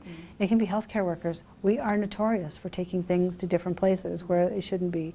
And so if you see somebody who's got their gloves on in the hall and they're doing stuff, and they're not just going in one room, please remind them. The gloves come off, the hands get washed. They could have just forgotten. It could just be a bad habit. Who knows? They just, you know, a nice gentle reminder, are you going to change those gloves, going to wash your hands? I certainly don't hesitate to remind people. because if somebody noticed I was doing it, I'd want the reminder. So your gloves are great. They protect your hands. Your hands still get washed in between gloves, in between people, in between procedures. And gloves are cheap, infections are expensive. And O and P are only recommended for people who are at risk of parasitic infections.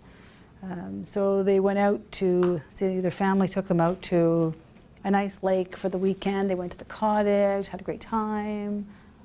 The water's a little bit infected with something, but you know, for some reason they were ingesting the water there, they boiled it or whatever, it didn't get boiled long enough, at risk for a parasitic infection, they come back, they get sick. It can happen. It's summertime, it's cottage season. There's people with families. This is just the wrap up on the C. diff. So, recognized cause of diarrhea in hospitals and long-term care facilities. So, certainly the people here are at risk. And so the positive culture is not diagnostic of toxin. That needs to be proven in the lab. And so C. diff can actually be part of your normal bacteria flora. You can be a carrier. So if you get tested for some reason and you come positive, it doesn't mean that you're sick with it. And the test to cure is not required. So they assume that the treatment is going to be effective. Constipation, we went over this. This is kind of misplaced, I apologize. So 1 and 2, constipation, 6 and 7, diarrhea. Somewhere in between is where we're heading. So some of the things with constipation that come to mind. So how often do they get toileted?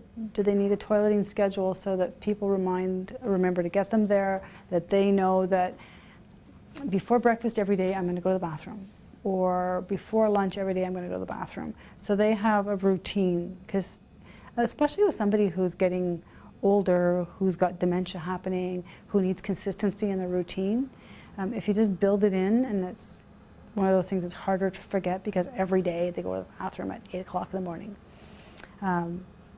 They get their bowels used to it, they get the brain used to it, you make a pathway for them so it takes time for imprinting to happen. And then they're not holding it, wondering when they're going to go. Are they independent, or are their clothes too tight, they can't get them down? Or they've got a belt on because their clothes are becoming loose because they've lost so much weight while they're here, so they can't get their belt undone. Is there actually something to hold on to at the washroom so they can sit themselves down safely? Or do they need help getting there? So all of those things can impact how well they're going to the washroom, and they might hold it because they don't want to impose. And I hear people say, well, I don't want to bother the staff. I remind them that the staff are here and they're not being bothered. That's what they're here for. They're to help them. So there still is a lot of the elderly folks who think they're simply imposing on us, and they just need to be reminded. Their fluid status, how much they've been drinking. If you don't know, measure it. Ask somebody to measure it. And for someone to tell you, oh, they had 3 glasses of water today. Little glass, medium glass, big glass, it's kind of nondescript. So that's why I start, when I write an order, I'll say 100 mils with each med pass. I want to know that if they're getting meds 4 times a day, they've had 400 mils on top of whatever else they normally drink. So that's the reason for that order, is because then I know somebody's actually measured out 100 mils and given it to them. Because a glass is kind of an indefinite volume. And then how much do they drink normally? And then are we giving them a bunch of diuretics because they're in heart failure? So we're trying to get fluids into their bowel to treat the constipation. And in the meantime, we're throwing them into heart failure. We just didn't do them justice. So we're trying to balance that out. And as I was saying, 1 large bowel movement a day does not resolve constipation. And I'll often say, you know, bowel movements every day for a week. I want to know that what went in is finally coming out. Let's see. And bright red blood per rectum. Do they have hemorrhoids? Does it hurt? Are they holding because they don't want to go? Or is their hemorrhoids acting up because they're constipated? If it's rough and hard and pebbly, it's probably going to irritate an internal hemorrhoid. And that's easy enough to look and check for. And if it's bothersome for them, there's nothing wrong with ordering a little Proctisil or something like that to settle down their hemorrhoids so that they'll go. These are some of the common abdominal conditions. Nice long list. I didn't put them in any particular order. I think they're all alphabetical actually. And some of the ones that can throw us off, and we've in the news now, is the non-alcoholic fatty liver disease. Melnick brought that to light. There's a young family in Toronto is searching for a liver, so that's really awareness of that's on the rise. And the other one that's been, depending on Facebook followings, has been pancreatic cancer research, that they're doing a lot of fundraising for that. I actually know the lady who's got that kicked off. She's a survivor of pancreatic cancer for over 2 years now. So that's huge for people with pancreatic cancer. They don't usually last past 6 months. 3 to 4 from diagnosis is usually about the time you last. And if you survive 6 weeks past your first surgery, you're doing great. You have a 6% chance of going into surgery of survival with pancreatic cancer. So that's a big one, and they're looking at some new therapies for that one. Non-alcoholic fatty liver disease is fatal if you don't get a new liver. And then we get the people who present with jaundice for various reasons, and that can be biliary tract sclerosis. It can be hepatic sclerosis. It could be the non-alcoholic fatty liver disease. It can be a stone blocking your bile duct. It can be a tumor anywhere from your biliary system down through your hepatic system. Then you've got your pancreas causing all sorts of interesting little ailments. Your diabetes can flare up, causing pain. You can have pancreatitis, both acute and chronic. Those require different managements, and we had somebody on Ottawa 1 East with acute pancreatitis sent her to the hospital. They basically rest their bowel. So IV therapy, oral hydration, IV hydration until their pancreas settles down, their amylase and lipase levels settle down, and then they can start reintroducing some low-fat food. Chronic pancreatitis, on the other hand, is treated with enzymes and initially a low-fat diet, and then you can start to introduce that back as you tolerate it.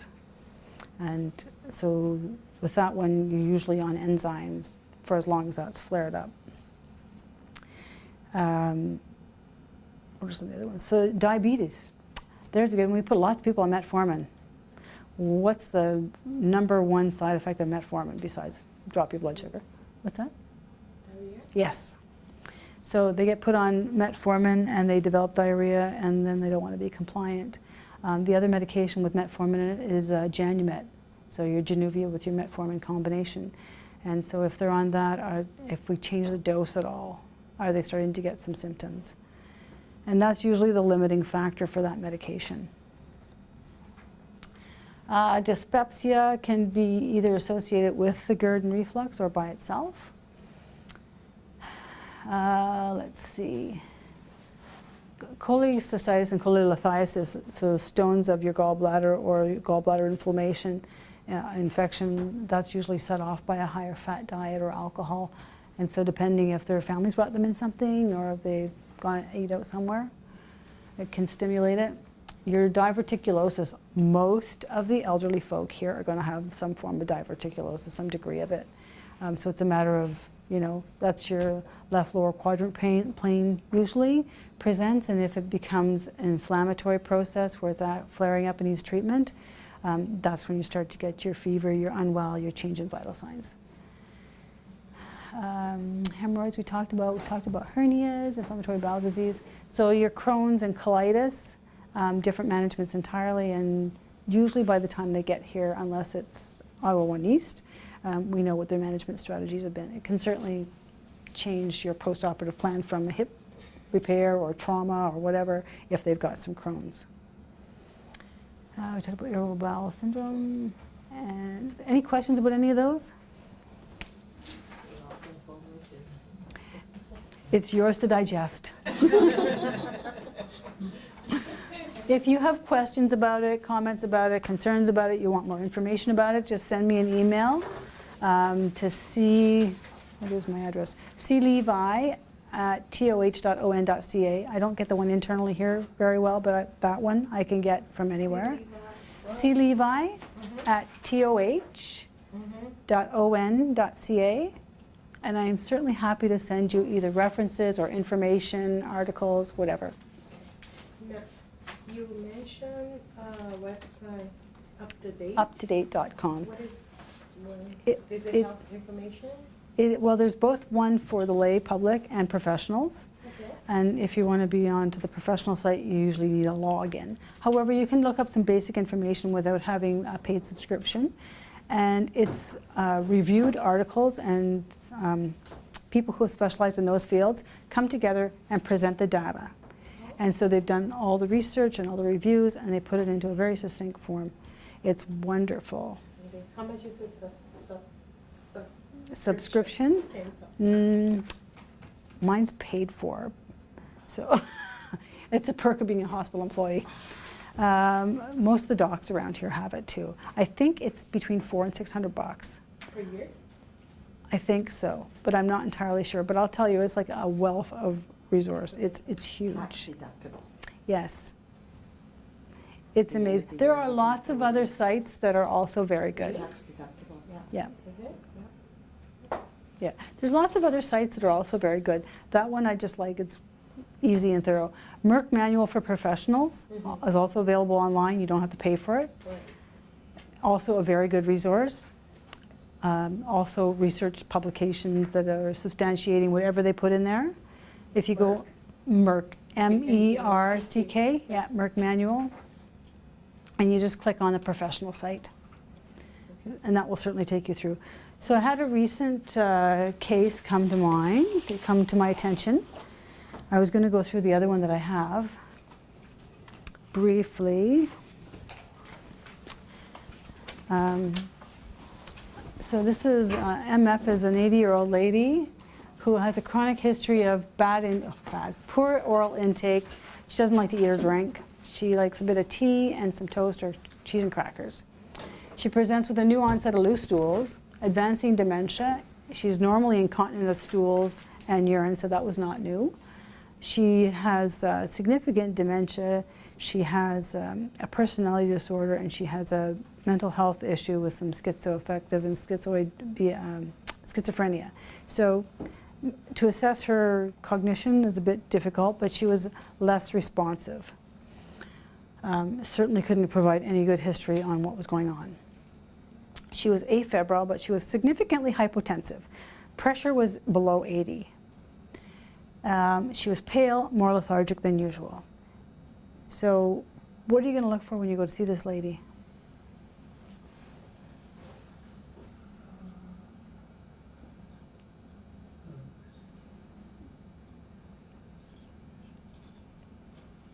Dehydration? Yes, she was getting quite dehydrated, despite the fact that her legs were growing with edema. She had edema up to her thighs. So we were trying to manage her congestive heart failure that was causing the swelling in her legs with some diuretics, but then her potassium dropped to 2.2. So we had to stop giving her Lasix, try to rehydrate her orally, but we still needed to manage the heart failure and her peripheral edema. Became quite a challenge. So then she has this diarrhea, which gets more, and then she started to vomit. So we did do an x-ray, didn't get the x-ray back. I have no idea what it showed. She did have some abdominal pain. Most likely diagnosis was an obstruction with a viral illness. She expired. So I didn't get to follow up and find out what was her problem, what caused her to have the diarrhea initially, followed by vomiting. However, she was severely dehydrated, despite the fact that she had this gross edema. The fluid was in the wrong spot. So we managed her potassium. We did get that fixed up. We managed her with an oral supplement and some fluids, and changed her off her Lasix to some spironolactone, which is also potassium sparing. However, we weren't able to intervene quickly enough. She was frail, very frail. So bedridden, wheelchair-ridden, cognitively not intact enough to follow any kind of instructions, needed assistance for all her ADLs. So very at risk for death from dehydration. The other one that I have, I won't bother, I think that was the only one. The other one I had was recent. So a 59-year-old man with complaints of abdominal pain. So I get a phone call. Can I come and assess him? He's got abdominal pain. Okay, so how urgent is that? Not would say urgent if urgent. they don't tell you. Not knowing what. Exactly, I have no idea how urgent it is. Yeah. Which brings us back to the SBAR tool that we're bringing in. So you call with somebody who's got abdominal pain. Yep, I know he's not too old, he's 59. How mobile is he, or is he quite a frail 59-year-old? So he's in a wheelchair. He could walk, but he's choosing not to walk for now. So I know he's got some frailty, but he's not severely frail. He's eating, he's drinking, so he's probably not dehydrated. And then I'm told his vitals are okay. He's afebrile. He's not had any diarrhea. Diet seems to be going okay. He says he's drinking all right. He does have a heart condition. So he's got cardiovascular disease. However, that doesn't seem to be a precipitating factor. So what do you think my most likely diagnosis is going to fall to? Yeah. So I was out of reach, out of hours, and couldn't get here. He ended up going to Emerge. So they did a CAT scan, and it showed fecal overload. He's constipated. That was a really 59 years old? 59. Yeah. Oh. Yeah. Excess of fecal load, so he's constipated. So that's worth 365 chest x-rays, a trip to Emerge. He has a history of anxiety, so he likes to say how much more it is than it possibly is. So if you get him calmed down, some of that issue disappears. However, he also wants things worked up, and he wants to go to the hospital. He's requesting to go to the hospital. And so it's really hard without laying eyes on him to find out how sick he is, really. Because is his anxiety playing a role, or is he anxious because he's unwell? That's hard. Can't really see him. Anyway, I did follow up with him. I talked with him about his trip to Emerge and have really encouraged him to follow along with his laxative and get his bowel cleared out. He has something on his CT on his pancreas, but it's been there for quite some time, like 2.5, 3 years. Hasn't changed too much. However, now he needs more workup. So is this going to be an issue where it's like a $1,500, $2,000 workup for constipation, or does he actually have something happening? And that will get sorted out. However, his pancreatic enzymes are normal. So chances are it's not something significant in his pancreas, but that'll be ruled out. But it could be just an incidental loma, is what we call it, right? You find something because we went searching long enough. We did enough tests to figure out that there's something there, but doesn't need to be treated. Anyway, so that was a good example of constipation. So it's really important. So your abdominal assessment, what did you find? Have you poked around enough? What are his vitals? Is he sick or not sick? He looked quite well, but he just wanted to go. He wants tests done. So sometimes it's a matter of reassuring them that in fact we're not going to find out something significant, that it could wait till the physician gets there. Okay, so let's get through that. That's some references. I think, let's see.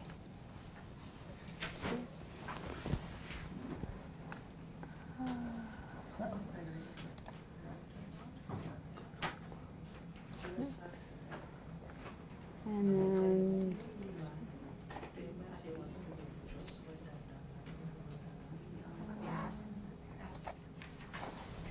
okay. So we've talked lots about this already.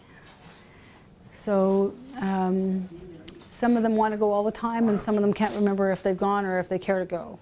So they might need to pee. And I often think if I could just walk up and see what's hurting when they're complaining of things, it would be lovely. Doesn't always work. And they're not all that skinny. Okay, so some of the things that affect your urinary health is age. So once you're a man over 50, your risk for certain urinary tract health conditions increase. So your risk of bladder cancer, prostate cancer, and BPH rise. BPH, almost every single man over the age of 50, sorry, is going to have BPH, and sometimes sooner. The younger men on Ottawa 1 East, risk for STIs. They've been out doing their thing before they got here. You know, they came in for reasons other than that, but they could certainly have had it on board. And postmenopausal women, so that can start at the age of 40, sometimes sooner, usually not till after 50. Oh, somebody's at the door. And so once you're postmenopausal, your risk for UTIs increase because of lack of estrogen. And their cognitive status, so can they remember to go to the bathroom? Are they constipated? Is putting pressure on their urethra and bladder? Are they incontinent? And so now that's an increased risk. Anybody who wears an incontinent brief is at risk. Anybody who has a catheter is at risk. Language barriers. Can they tell you they have to go? Is it because they're aphasic, either expressive or receptive? They can't understand you, they can't tell you. Have they had a stroke and it's really hard to understand what they're saying? Do they speak our language, whatever language that is? Do they understand our language? That's a big one. Because I'm pretty sure my French is not good enough for a lot of those people who are French dependent. And I don't speak Spanish, and I don't speak Ukrainian or any of the other ones that could be around. So I need an interpreter to help me. And then some of the comorbidities. So do they have diabetes? Do they have MS? Do they have Parkinson's? Have they had a stroke? Do they have chronic kidney disease? Has it progressed?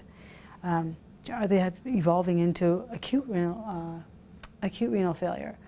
Do they have atrophic vaginitis or atrophic urethritis? So are things deteriorating because the estrogen is not being replaced? It's a really simple fix. Are they hydrated? If they're not hydrated, if they don't have it in, they're not going to be putting it out, so they're not perfusing their kidneys. And sludge sitting in the bottom of your bladder is a really great place to grow bacteria. So sometimes having them get the extra fluids in. Our cranberry juice here isn't great for the amount of chemicals that we need from the cranberries to actually make it an unpleasant place for bacteria to grow. But the cranberries are useful, either the cranberry capsules or the cranberries themselves. As opposed to the juice. The juice is pretty low. Yeah, very Yeah. low, Yeah. So it doesn't do what it's supposed to. Physical deformities, either congenital or acquired. So did we do something to manipulate their urinary tract system, either as a kid, an adult, or an elderly person? Have they been instrumented? Did they go for any kind of studies? If they have, they're at risk for a UTI. You know, if their ureters are sitting really low on their bladder wall, and now they've suddenly got this underactive bladder where it doesn't want to contract, they don't have to have a full bladder to have reflux into their ureter. Now they're at risk because a half full bladder is adequate. So depends on if there's been any kind of changes, or if they're born with anything unusual. So how are they presenting? Is there any change in them? What are they coming with? Do they come with a fever? Or do they come with a change in their mental status? They don't want to get out of bed. Or they're complaining that they gotta go to the bathroom every 5 minutes. So the usual kinds of things. Does their urine smell? So that every 5 minutes, not necessarily every 5 minutes, this could be caused by urinary retention. Yeah, they could have Or overflow. BPH, Yeah. Yeah. Men with BPH, one of the first things that bothers them the most is the nocturia. They're up 4 times at night. Now they're tired. Now they're having to nap more in the day, but their nap is interrupted by the fact they got to get up and go to the bathroom. So yeah, the International Prostate Score system works well if they're able to cooperate mentally, able to go through it with you. It's easy enough to pull off the net, And then a score of 10 or more, they really should be managed. And I think the score goes up to 35. It's 5 items out of a score of 7. And so once they start having frequency, they're dribbling, their stream is low, they've got nocturia, it's interfering with their quality of life, they really should have something for it.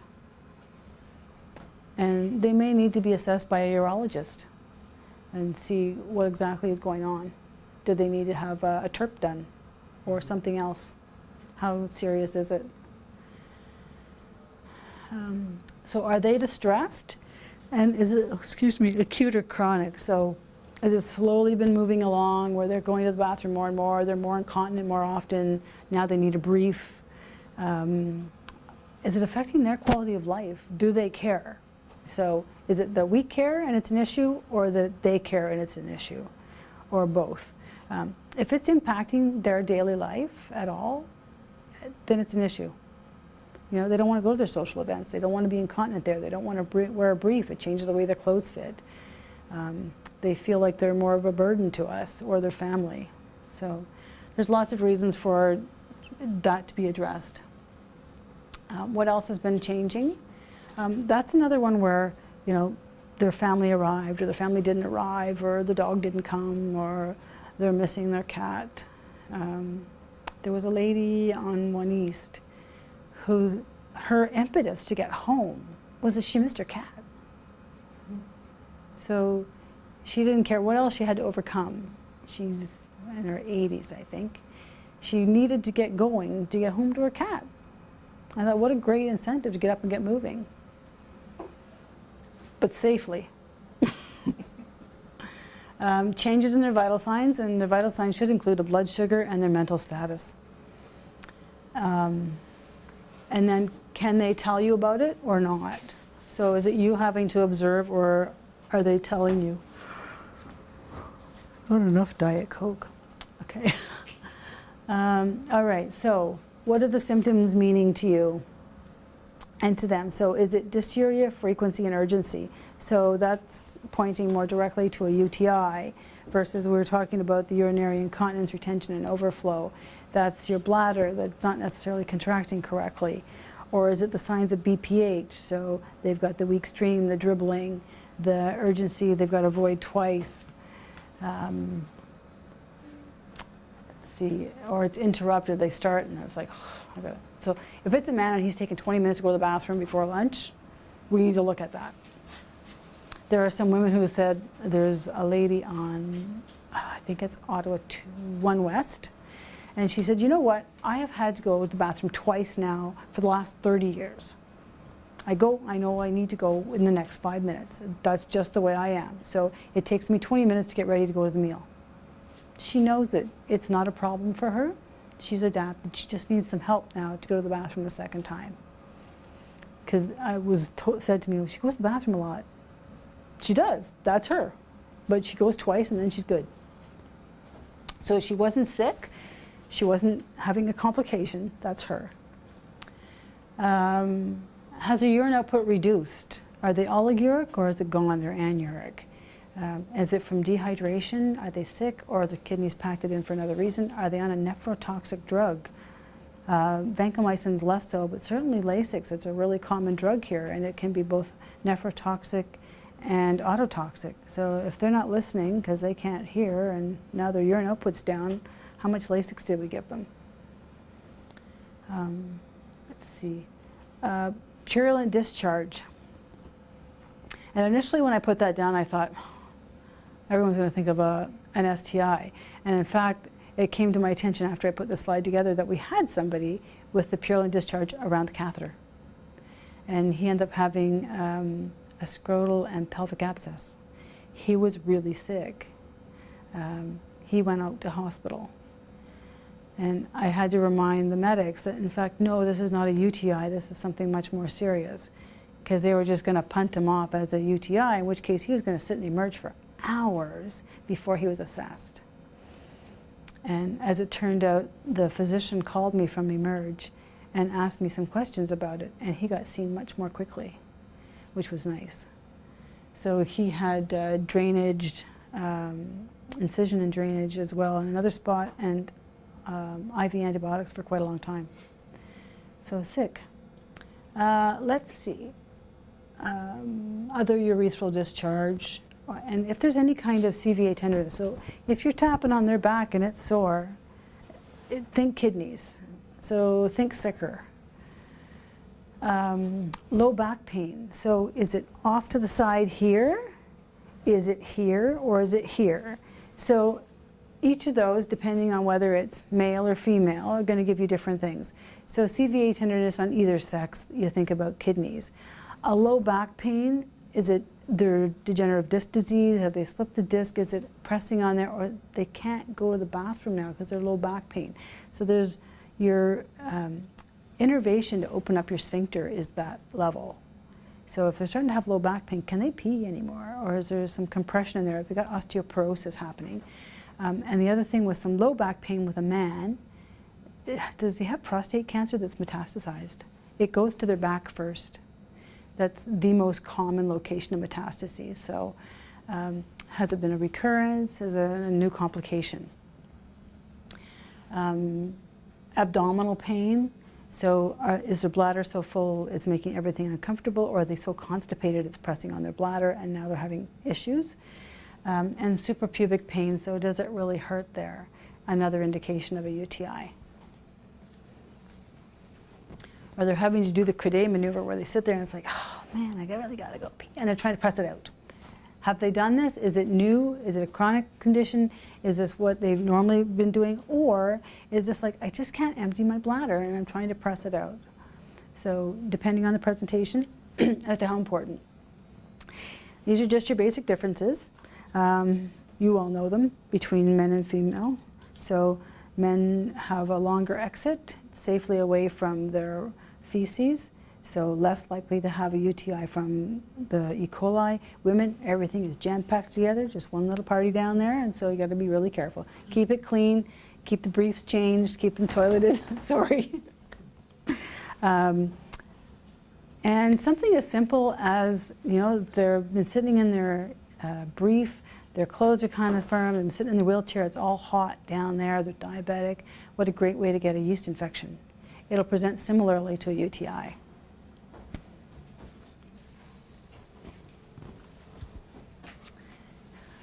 I'll try not to embarrass you. So we talked about the considerations for their anatomical differences. We talked about the male assessment, the possibility that it could be BPH, not a UTI. It could also be prostate cancer. It can often be asymptomatic until more advanced. If they present with frank hematuria, I'd be concerned, especially if they haven't had a fever first, they haven't had other symptoms of a UTI. I've certainly seen it present. And then, is the male catheterized? Did they go to the hospital and they were sick and they were catheterized for some reason? Hospital boots them back, hasn't taken out the catheter. Make sure you inquire, do they still need it? A trial without a catheter is a great trial, especially if it doesn't have to go back in. Or can they have intermittence according to residuals or something like that? So get rid of the pipes if they're not required. Females, if they've had a history of recurrent UTIs, they're at risk. A female who's had recurrent UTIs and has one symptom or more is about 50% chance of having a UTI. So it's still pretty significant. Yes, they need to be checked up, but we have lots of asymptomatic bacteriurias. So if they've got a catheter and it's kind of irritating, how's the catheter positioned? Urethral erosions are fairly frequent.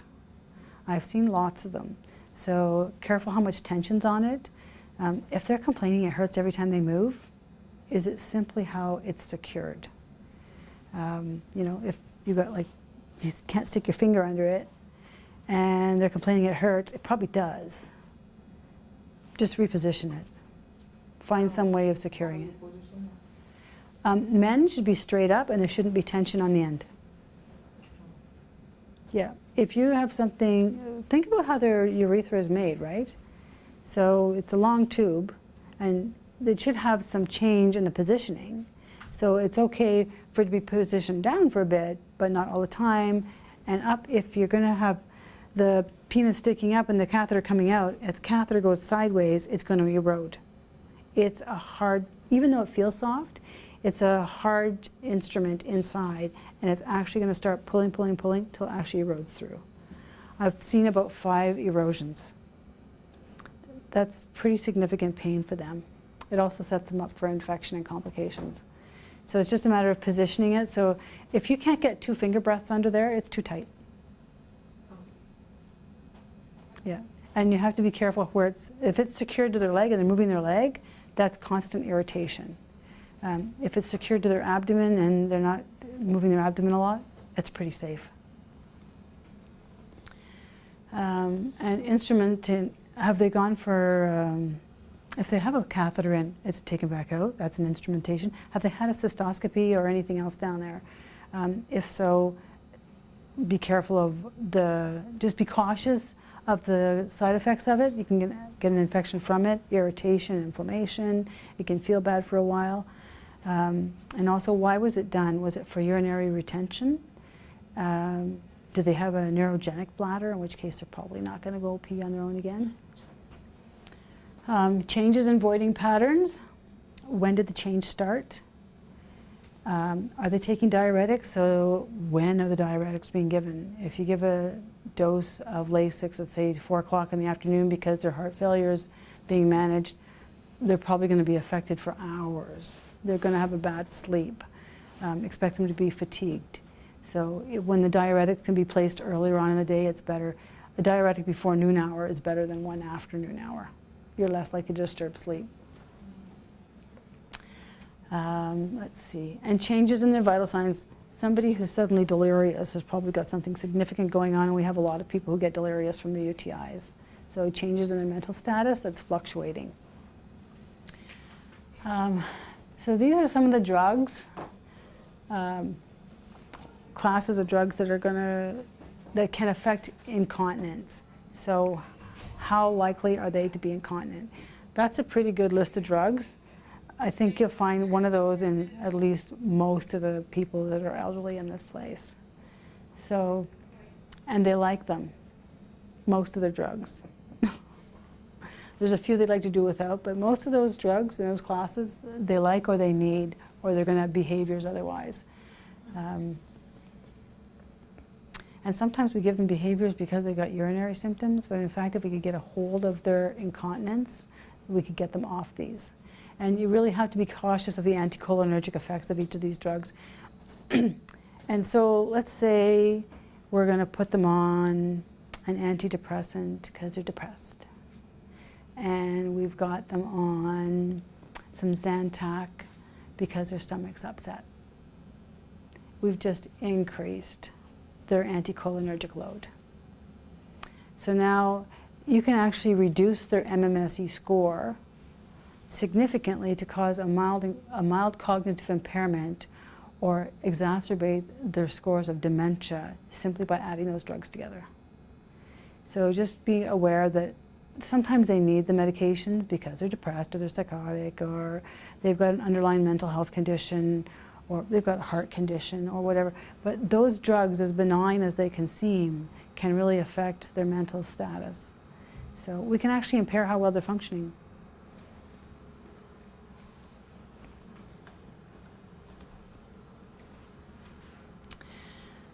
So assessment's a little bit different of the bladder, but still, you still need to go in and do a proper assessment of their systems. So someone comes and tells you that their voiding patterns are changed, or they're not peeing, or they're peeing too much. They pee every 5 minutes, whatever it is, or every 20 or 30. So how often are they avoiding, or are they ignoring their urge to void? And they haven't voided for 8 hours. I had somebody call me and say, so-and-so's output is down, I think it was down yesterday too. Okay, they have a catheter in place. Is it kinked?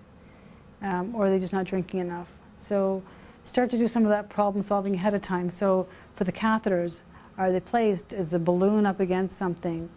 Has it migrated? Does it need to be changed? Is that why they're not going? If you do a post-void residual, make sure it's a post-void residual. I've seen scans saying 1200. They didn't pee? They couldn't have peed. So That's exactly what a post-void residual is. After they've gone and emptied their bladder as much as they can, for however long that takes, and then to see how much it is. Let's see, so bowel habits. We do get back to the bowel when we talk about your bladder, because if you're constipated, your bowel presses on your bladder. So you've got your bladder sitting here, your bowel comes nice wrapped around it, and you fill it up. There's only so much room in there. You start to press on your bladder. You start to press on your urethra. Now you're going to put too much pressure on there, things just can't come out, it's not comfortable. If they've got any kind of rectocele, urocele, any of those, so you've got pouches pressing on, you're not going to empty well either. So it's going to cause symptoms of a UTI. And it can increase the risk of a UTI. You can get that bacterial translocation across the wall of your bowel and into your bladder or urethra and infect it. Diabetics, are they controlled or not? Do they have a high blood sugar, which is going to mean after about 10 millimoles per liter of glucose in your blood, you're spilling into your urine. So you've got glycosuria. I'd expect to see it. Glucosuria. And so with some of the new medications that are coming onto the market, the SGLT2s, I think they're called, Invokana. It actually causes glucosuria. That's its mechanism of action. It works on the receptors on the loops in your kidneys. And so after you reached 5 or 6 millimoles per liter in your blood, it spills the rest of the blood sugar out. So you'd expect you to have increased glucosuria, but your blood sugars are much better controlled. Increased risk of infections for UTIs and stuff like that, but works well. So those ones will slowly seep into your practice.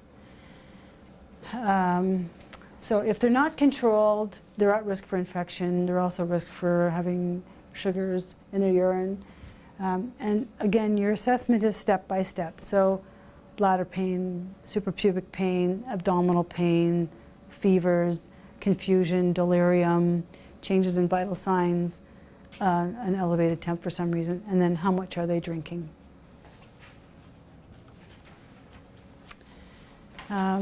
Finding information about them, so their family's telling you, the staff member, the PSW, somebody's telling you something's different. Available lab results. How long ago was their urea and creatinine done, so you know what their hydration status is like and their kidney function. Have they had any recent cultures that have simply gone through the system and somebody didn't pick up on them? There's a stack of labs this big and you haven't got to them yet. It can happen. Any changes in medications? So additions or subtractions of that long list that we showed you. So has something been changed? Have there been nephrotoxic agents added? So are they being treated for an MRSA? Are they being treated for pneumonia? So is there some reason why they've got a risk? We talked about the pelvic organ prolapse. So looking at what you're seeing, feeling, smelling, hearing. And then, as I have said, the change in their mental status, which is a big one with the elderly. Measurements, if you don't know how much they're putting out, if you can measure it. It's a simple, obvious thing. So how much is in and how much is out? Because people will say to you, oh, I drank. How much? They're not very good reporters at times. And just taking it to the room isn't going to be enough. So to actually know how much they took in. And sometimes their families are really good at making sure that their fluids get in. They try, they sit there and they persevere trying to get, that one glass of juice in for hours. So in which case they're probably getting sicker as the day goes on. And your bladder scanning, so I actually looked that up. And I think that source came from Up to Date, or as a urological site, and I can't remember now. But over 200, if they're consistently having PVRs greater than 200, they need a urology assessment if they haven't already had one. Find out what's going on. If they have a neurogenic bladder or something like that, yes, indeed, they're going to have a retention, and so they're going to need to be managed. And we talked about the red flags with the male anatomy. Can you think of any I didn't mention? No? Okay.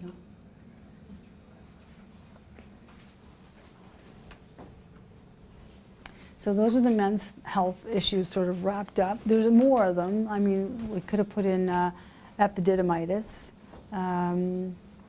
STIs, and what's the other one? So you got your BPH, your bladder cancer. As you get older, the risks are higher for both of those. People who have had TERPs, do they need to go and do a redo, a revision? Is there something else that's going on with that? Have they had complications?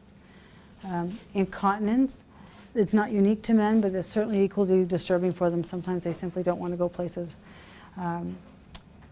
And for men who have incontinence, if they don't want to wear just the brief, or they have a brief and they're still bothered by it because there's the smell of urine, there is something that can be fitted by a urologist called the penile clip. And it looks a lot like a clothespin that's padded. And it's a certain amount of pressure applied, and they release it to go to the bathroom, and then they put it back on. It's not always aesthetically pleasing to them to know that they've got a clip on, but it does help. So if they want to get to social activities. And it's fitted by a urologist. And then they have implants, sphincter implants that they can do. Surgical procedure, depends on what they want. Retention, UTIs, and prostatitis. Prostatitis is going to be much more common than epididymitis. Epididymitis doesn't usually go past about age 35 or 40. It's usually for younger folks, teens usually, but it's not exclusive to them. And I didn't include abscess. Oops, wrong way. There. And females. So as I was saying, urethra is short, everything is all together. If it's not clean, it's a problem. Your rectum's really close, doesn't take long for things to move along. If you're sitting in an incontinent pad or in your bed, or you've had diarrhea, the risk of having a UTI is really high. They get atrophic. Your sphincters, if you've had any kids, childbearing, stretches everything out, makes it a lot looser. Mother Nature designed that on purpose. It was a flaw. So some of them will go for things like pessaries or transvaginal taping or something like that to help reduce the incontinence. There's pretty significant complications of some of the transvaginal tapings that I've seen. You can get erosions. It certainly causes more complications after you have it surgically removed.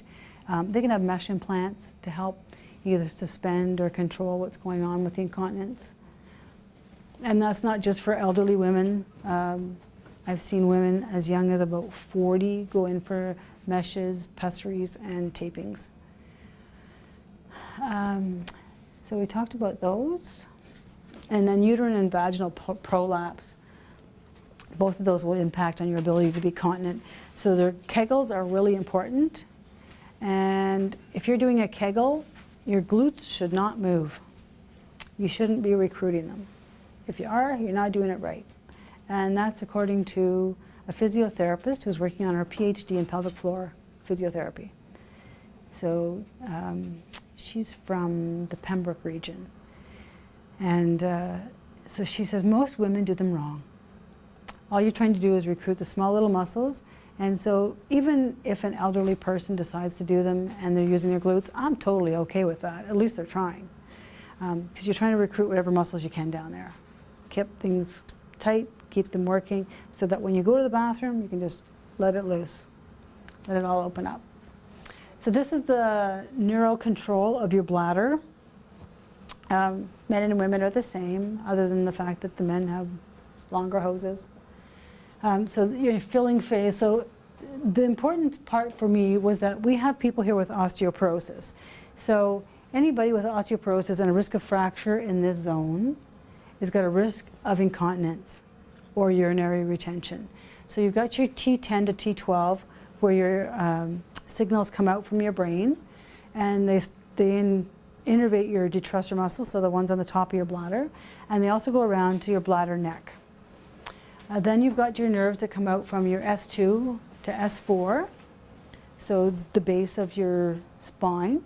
And you got your pudendal nerve that's going to come out and innervate your sphincters. So that needs to get the signal from your brain down there to keep things tight, so things are closed, you're filling up. And then you need to have the innervation from your brain to tell yourself that it's okay to open it up. So cognitive intactness, also neural intactness in your spine. So you get the impulse coming down, and it tells things to open up. That's your hypogastric nerve telling us to open up. So releases the bladder neck, squeezes down your detrusor muscle, and you get to pee. So lots of things have to be intact to stay continent and to void. You don't have to know any of that. There's no quiz. That's just for your own personal knowledge. So bladder dysfunction, and it can either be the fact that they're not intact cognitively or the fact that they've actually got some bladder dysfunction. They can have some vesicoular reflux, so things are coming up where they should be going down. Infection and constipation. I'm not going to go over a lot about the post-operative urinary retention, enough to say that when you start introducing drugs to a bladder, to the nerves, so both your hypogastric nerve and your pudendal nerve, affecting your detrusor muscle and the sphincters, it's going to cause impairment of bladder function. So if they're having problems continuing to go, they're straining to void, so they've really got to press. It doesn't feel empty. There's still pressure despite the fact you're voiding. You need to go again as soon as you're gone, like we do have that one lady who goes twice. Or the dependent position, from like they really have to sit quietly alone or they can't go. So we have to be aware of all the things that can happen to interfere with voiding and bladder function.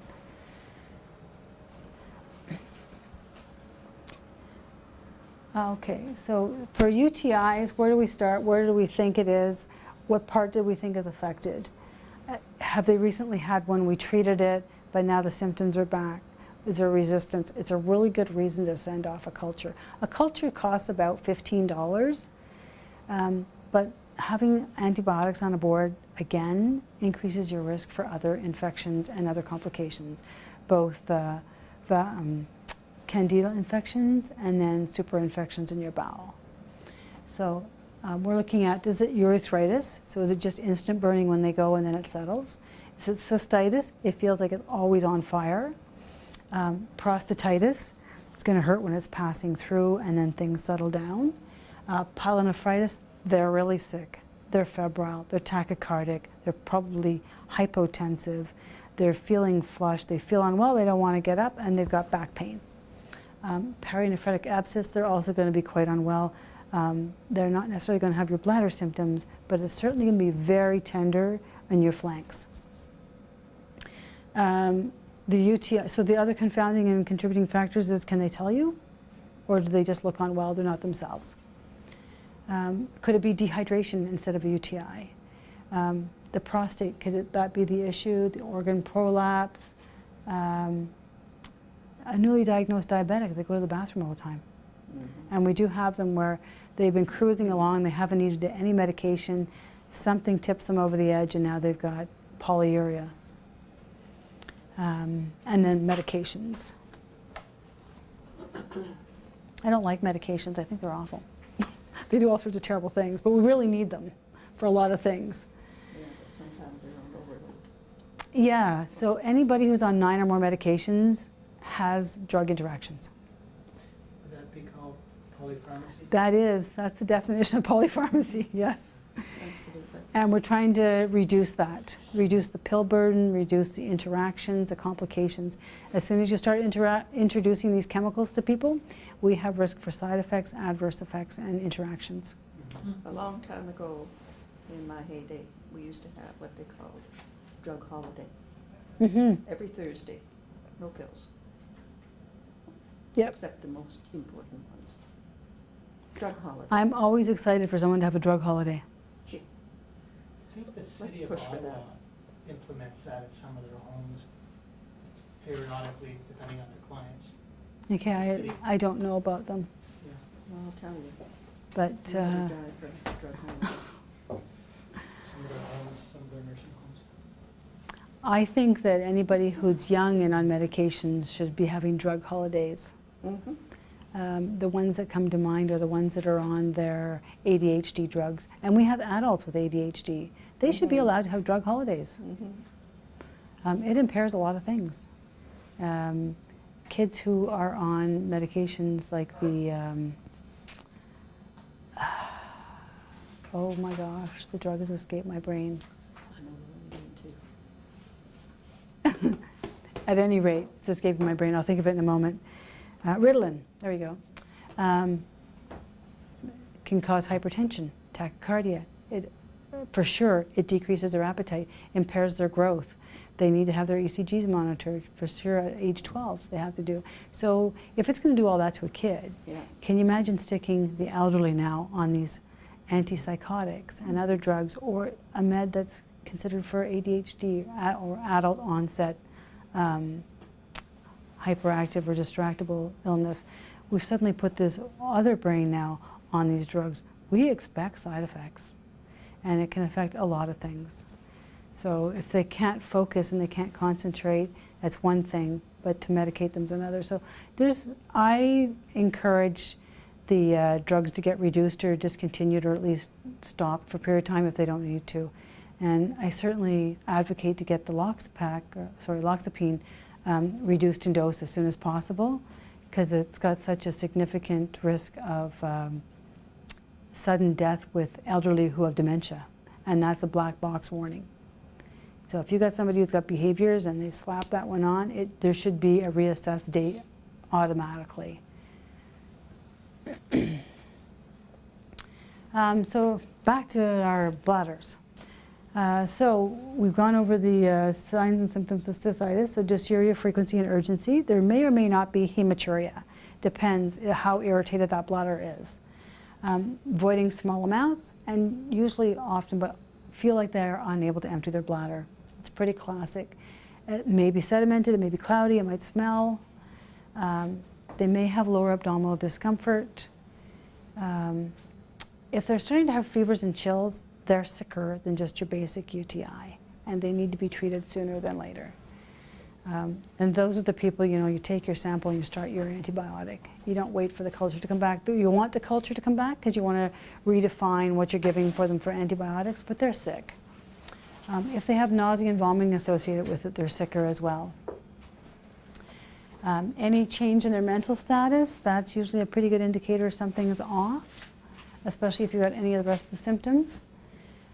We talked about their suprapubic area and reduced urine output. Their urine output's falling. Is it making their kidneys more sick? And I was telling you about the women with one or more symptom that they have a 50% chance of it. Sorry, that went off the slide. So the elderly, so we talked about this, change in mental status, change in appetite, change in bowel habits. Are they constipated? One of the other ones is the falls. They fall more. It's one of the first indicators that they're confused and fall. What else is going on, right? So changing and voiding patterns, and then they have other atypical signs and symptoms that might happen. And exacerbating renal failure. We went through the antipsychotics, antidepressants, and anticholinergics, so they're going to affect how well they're voiding. Put somebody on a TCA, say amitriptyline, a little Eladil to help them sleep, a bit for their pain. They can't pee now. Their bowel slows down, they get dehydrated, we have some complications. And it certainly happens. So we help one thing and we make problems elsewhere. Sedatives and narcotics also increases the risk for falls. So they're falling on the way to the bathroom. Your alpha adrenergic blockers and agonists, so something you're helping for their bladder dysfunction can actually cause bladder dysfunction. Muscle relaxants, it relaxes all the muscles. It doesn't just go to your low back pain. And calcium channel blockers can interfere with your urinary function. So sometimes we make them better and sometimes we make them worse. This is just a little information I found on interstitial cystitis as opposed to the infective cystitis. So this is when the cell wall, the bladder wall, is inflamed. And it can feel a lot like a UTI. It doesn't have to be. It can present similarly. You can still get a bit of hematuria with it because your bladder wall is so inflamed and it needs to be settled down. So I went looking for some complementary and alternative therapies for it. I knew some of them, and I just didn't have a lot of documentation, so I found that. I've included it in the back of your package.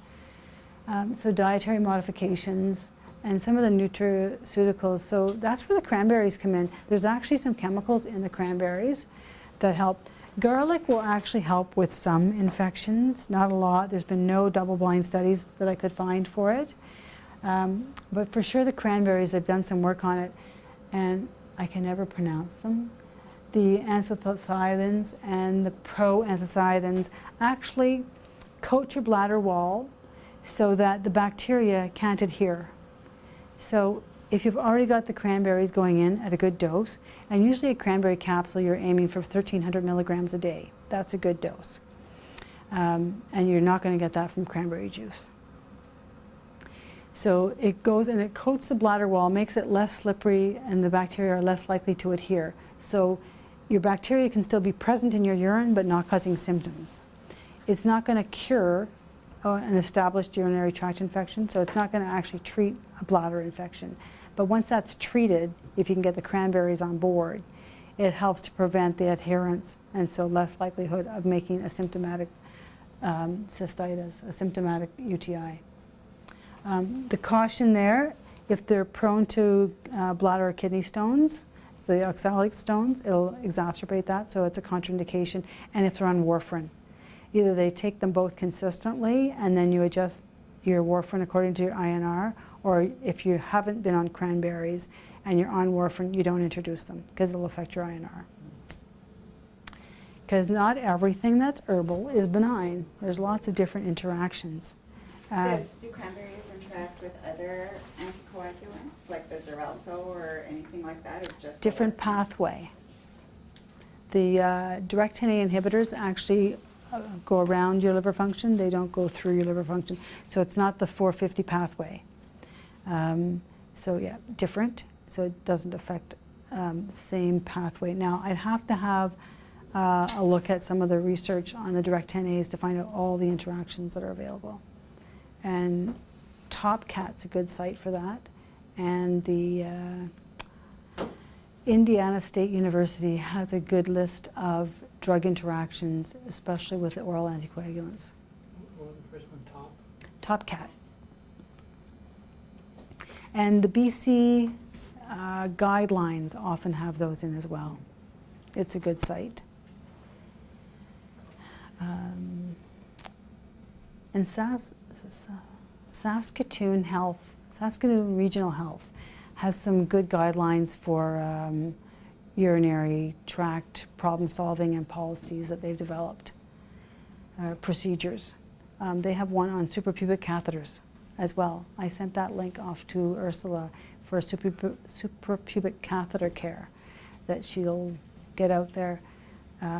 It's very good, very step-by-step, what you're looking for, what you're doing, how to change it, when to change it, when things close in. Like you take a suprapubic catheter out, and within hours it's shrunk down.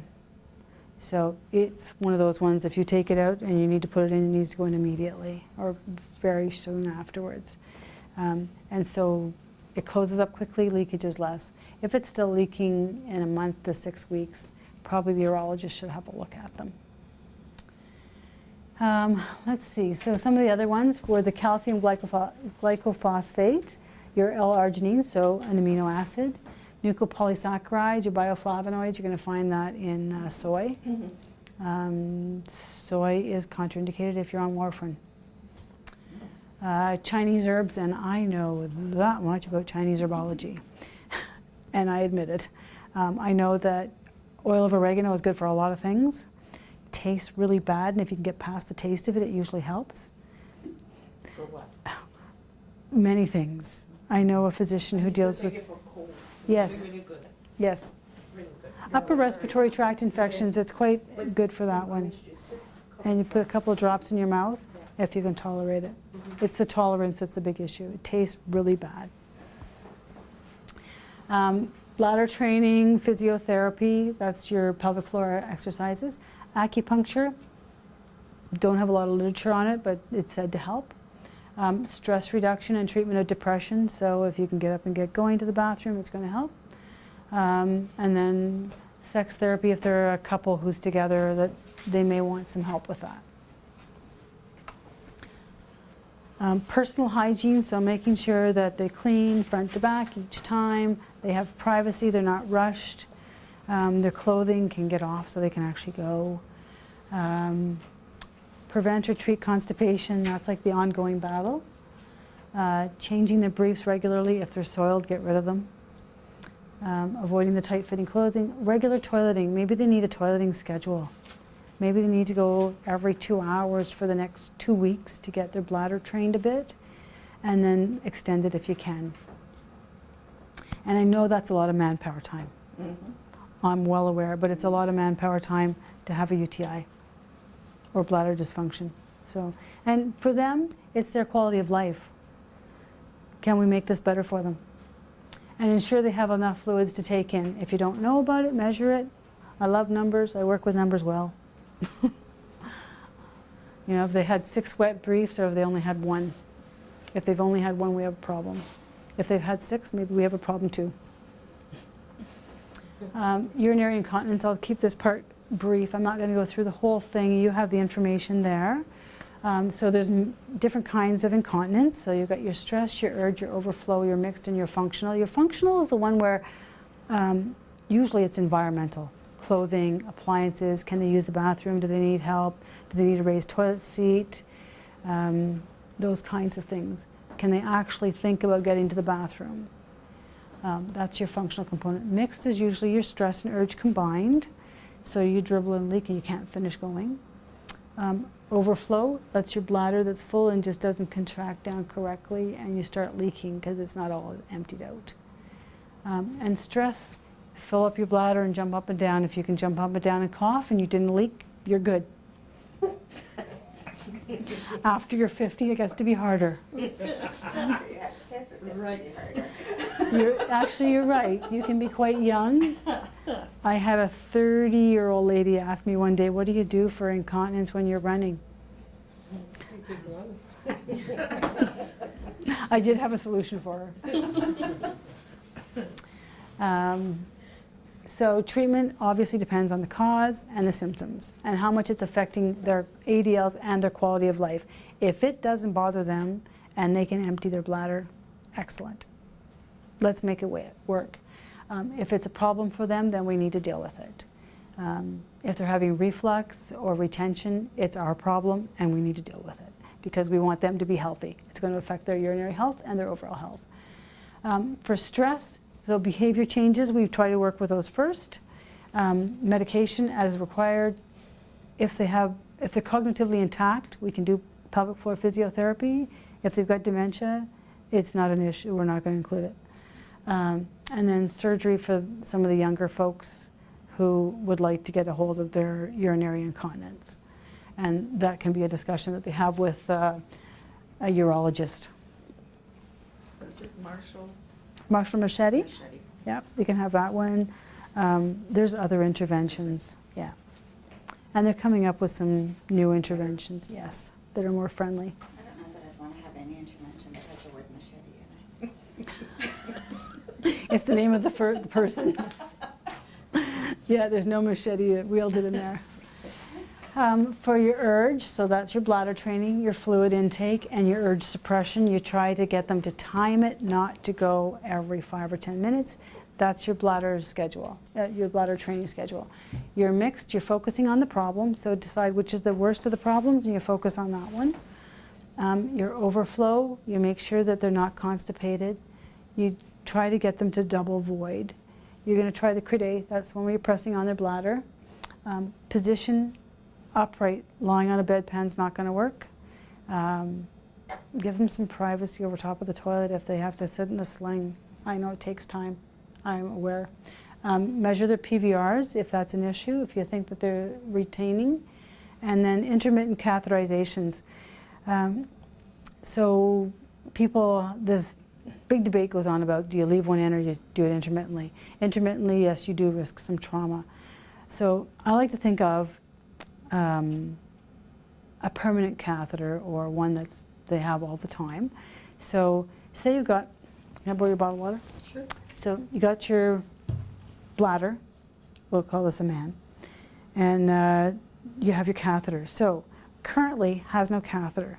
There's no method of the bacteria getting in. It's a sealed system. So take the lid off and you stick in a straw. You have just now entered the 417 to your bladder.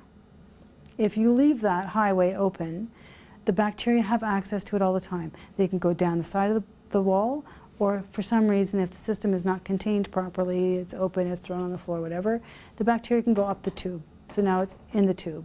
So now you're going to have this overflow bacteria into your bladder. So if we take that 417 out, close it down, shut off the ramp, there's no more access. You can do your intermittents. You're going to clean them well. It's going to be a fairly sterile procedure. It's in, it's out, it's drained. The bladder's empty, you don't have the residual, and you don't have a tube allowing the entrance of bacteria. They've done studies in the, thank you. They've done studies in the hospitals where they did both continuous and intermittent catheterizations. The intermittent catheterizations has a lower UTI rate, lower risk of infection. So there's no 417. What would you recommend to somebody who's always fighting the in and outs?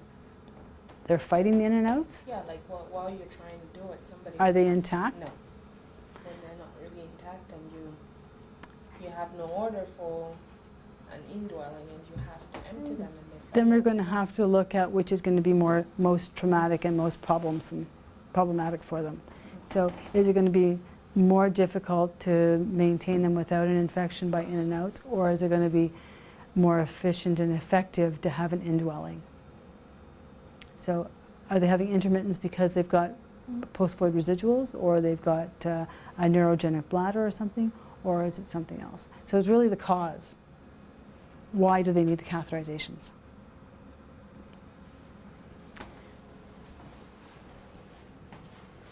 Yeah, just leaving the highway there available is just not great. It's going to increase their risk for delirium because of infection. So we talked about this already, your treatments. So just making it available, making sure they get their clothes off, they can get onto a toilet if need be, they can be toileted, answering call bells, and positively reinforcing them for being continent. So transient causes of incontinence. So this is a mnemonic I found on, it's a nurse practitioner site from Vancouver. So your delirium, your intake of fluids, so how much they're drinking and when they're drinking it. Stools, impaction, rectoceles, enteroceles. Your atrophic vaginitis and urethritis, you can give them some intravaginal estrogen to make that healthy down there. I used to try to get the 50-plus-year-olds started on that. So if you're having any kind of UTI symptoms at all, cystitis, get them on the intravaginal estrogen, replace what they're missing, it makes things healthy. Decreases the risk. Psychological problems, so are they depressed? Or do they have dementia? Pharmaceuticals and post-op, so anesthetics can certainly sedate your bladder for a long time. Narcotics, if you get enough narcotics on board, you are just not going to pee.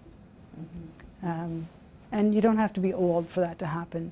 You know, you can be treating back pain. Say you're giving them some Dilaudid, suddenly they can't pee.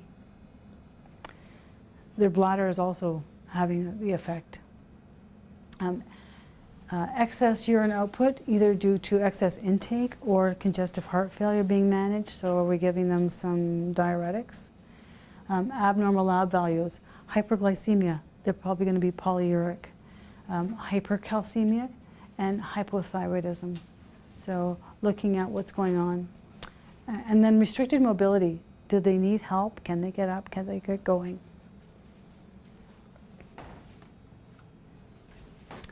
Those are some of the tests. Obviously, we wouldn't do them all on some of these people here, depending on their levels. So your urinalysis and culture, as I said, your culture is about $15. Your urinalysis is actually more expensive. It's closer to $25, $27.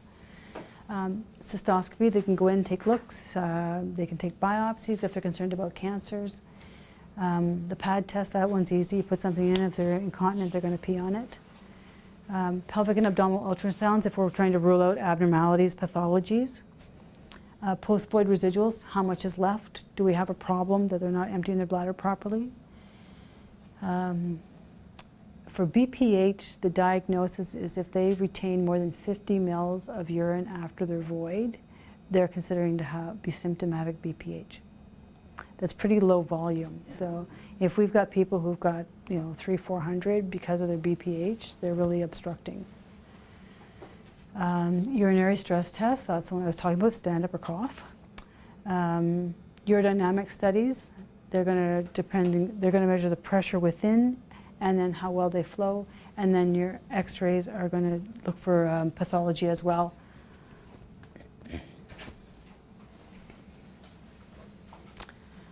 I won't go through all of those. We talked about them a bit. Do you have any questions about them? Generally, we don't have to manage them unless they're new. I actually have never seen a male sling anyway. That one was new for me.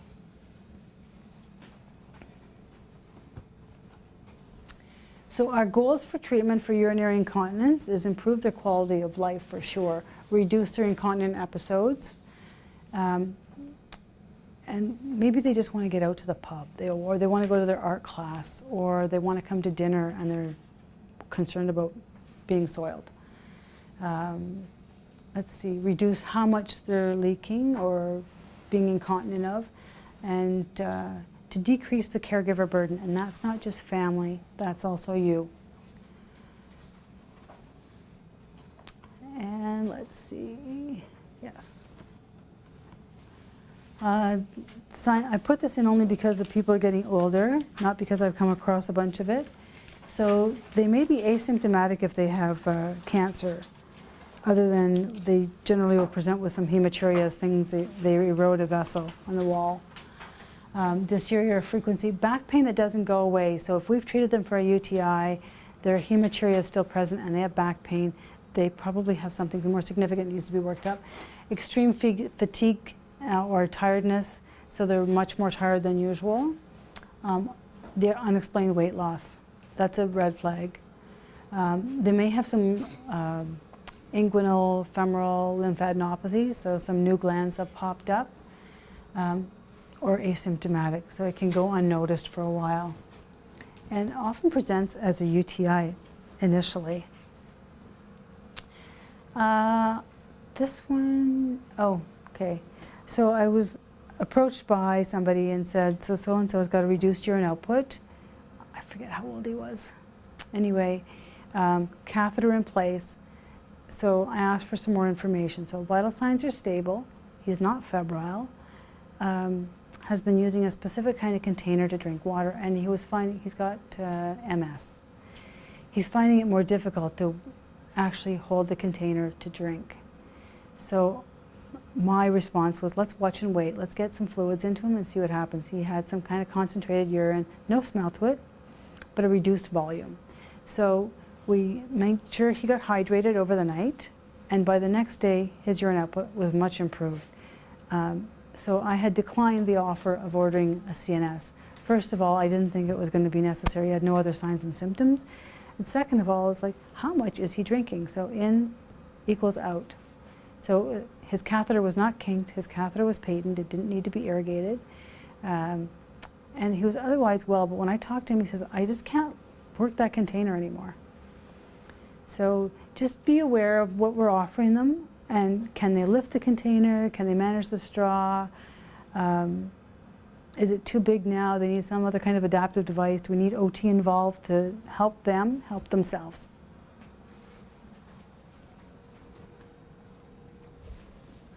That's just the rest of the case. I won't worry about it. And that's the rest of the case.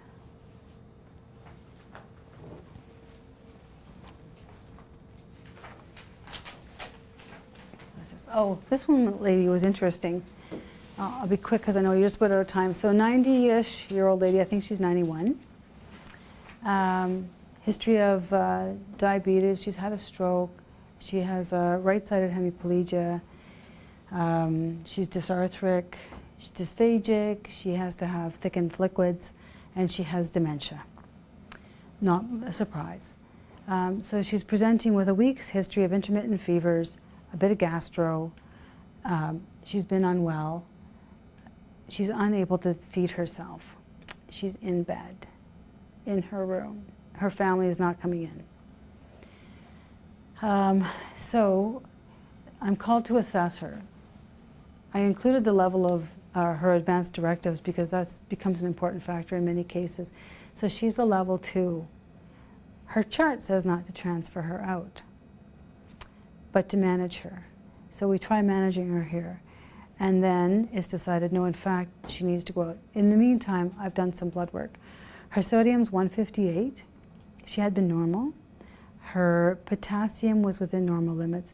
Her urea was up, I believe, around 12. But her creatinine, which had been at 83, was now 160. So, so she's hypernatremic. She's dehydrated. She's going into renal failure. Tried some oral rehydration with her, it wasn't effective. Tried some sub-Q fluid, wasn't effective. We sent her off to the hospital.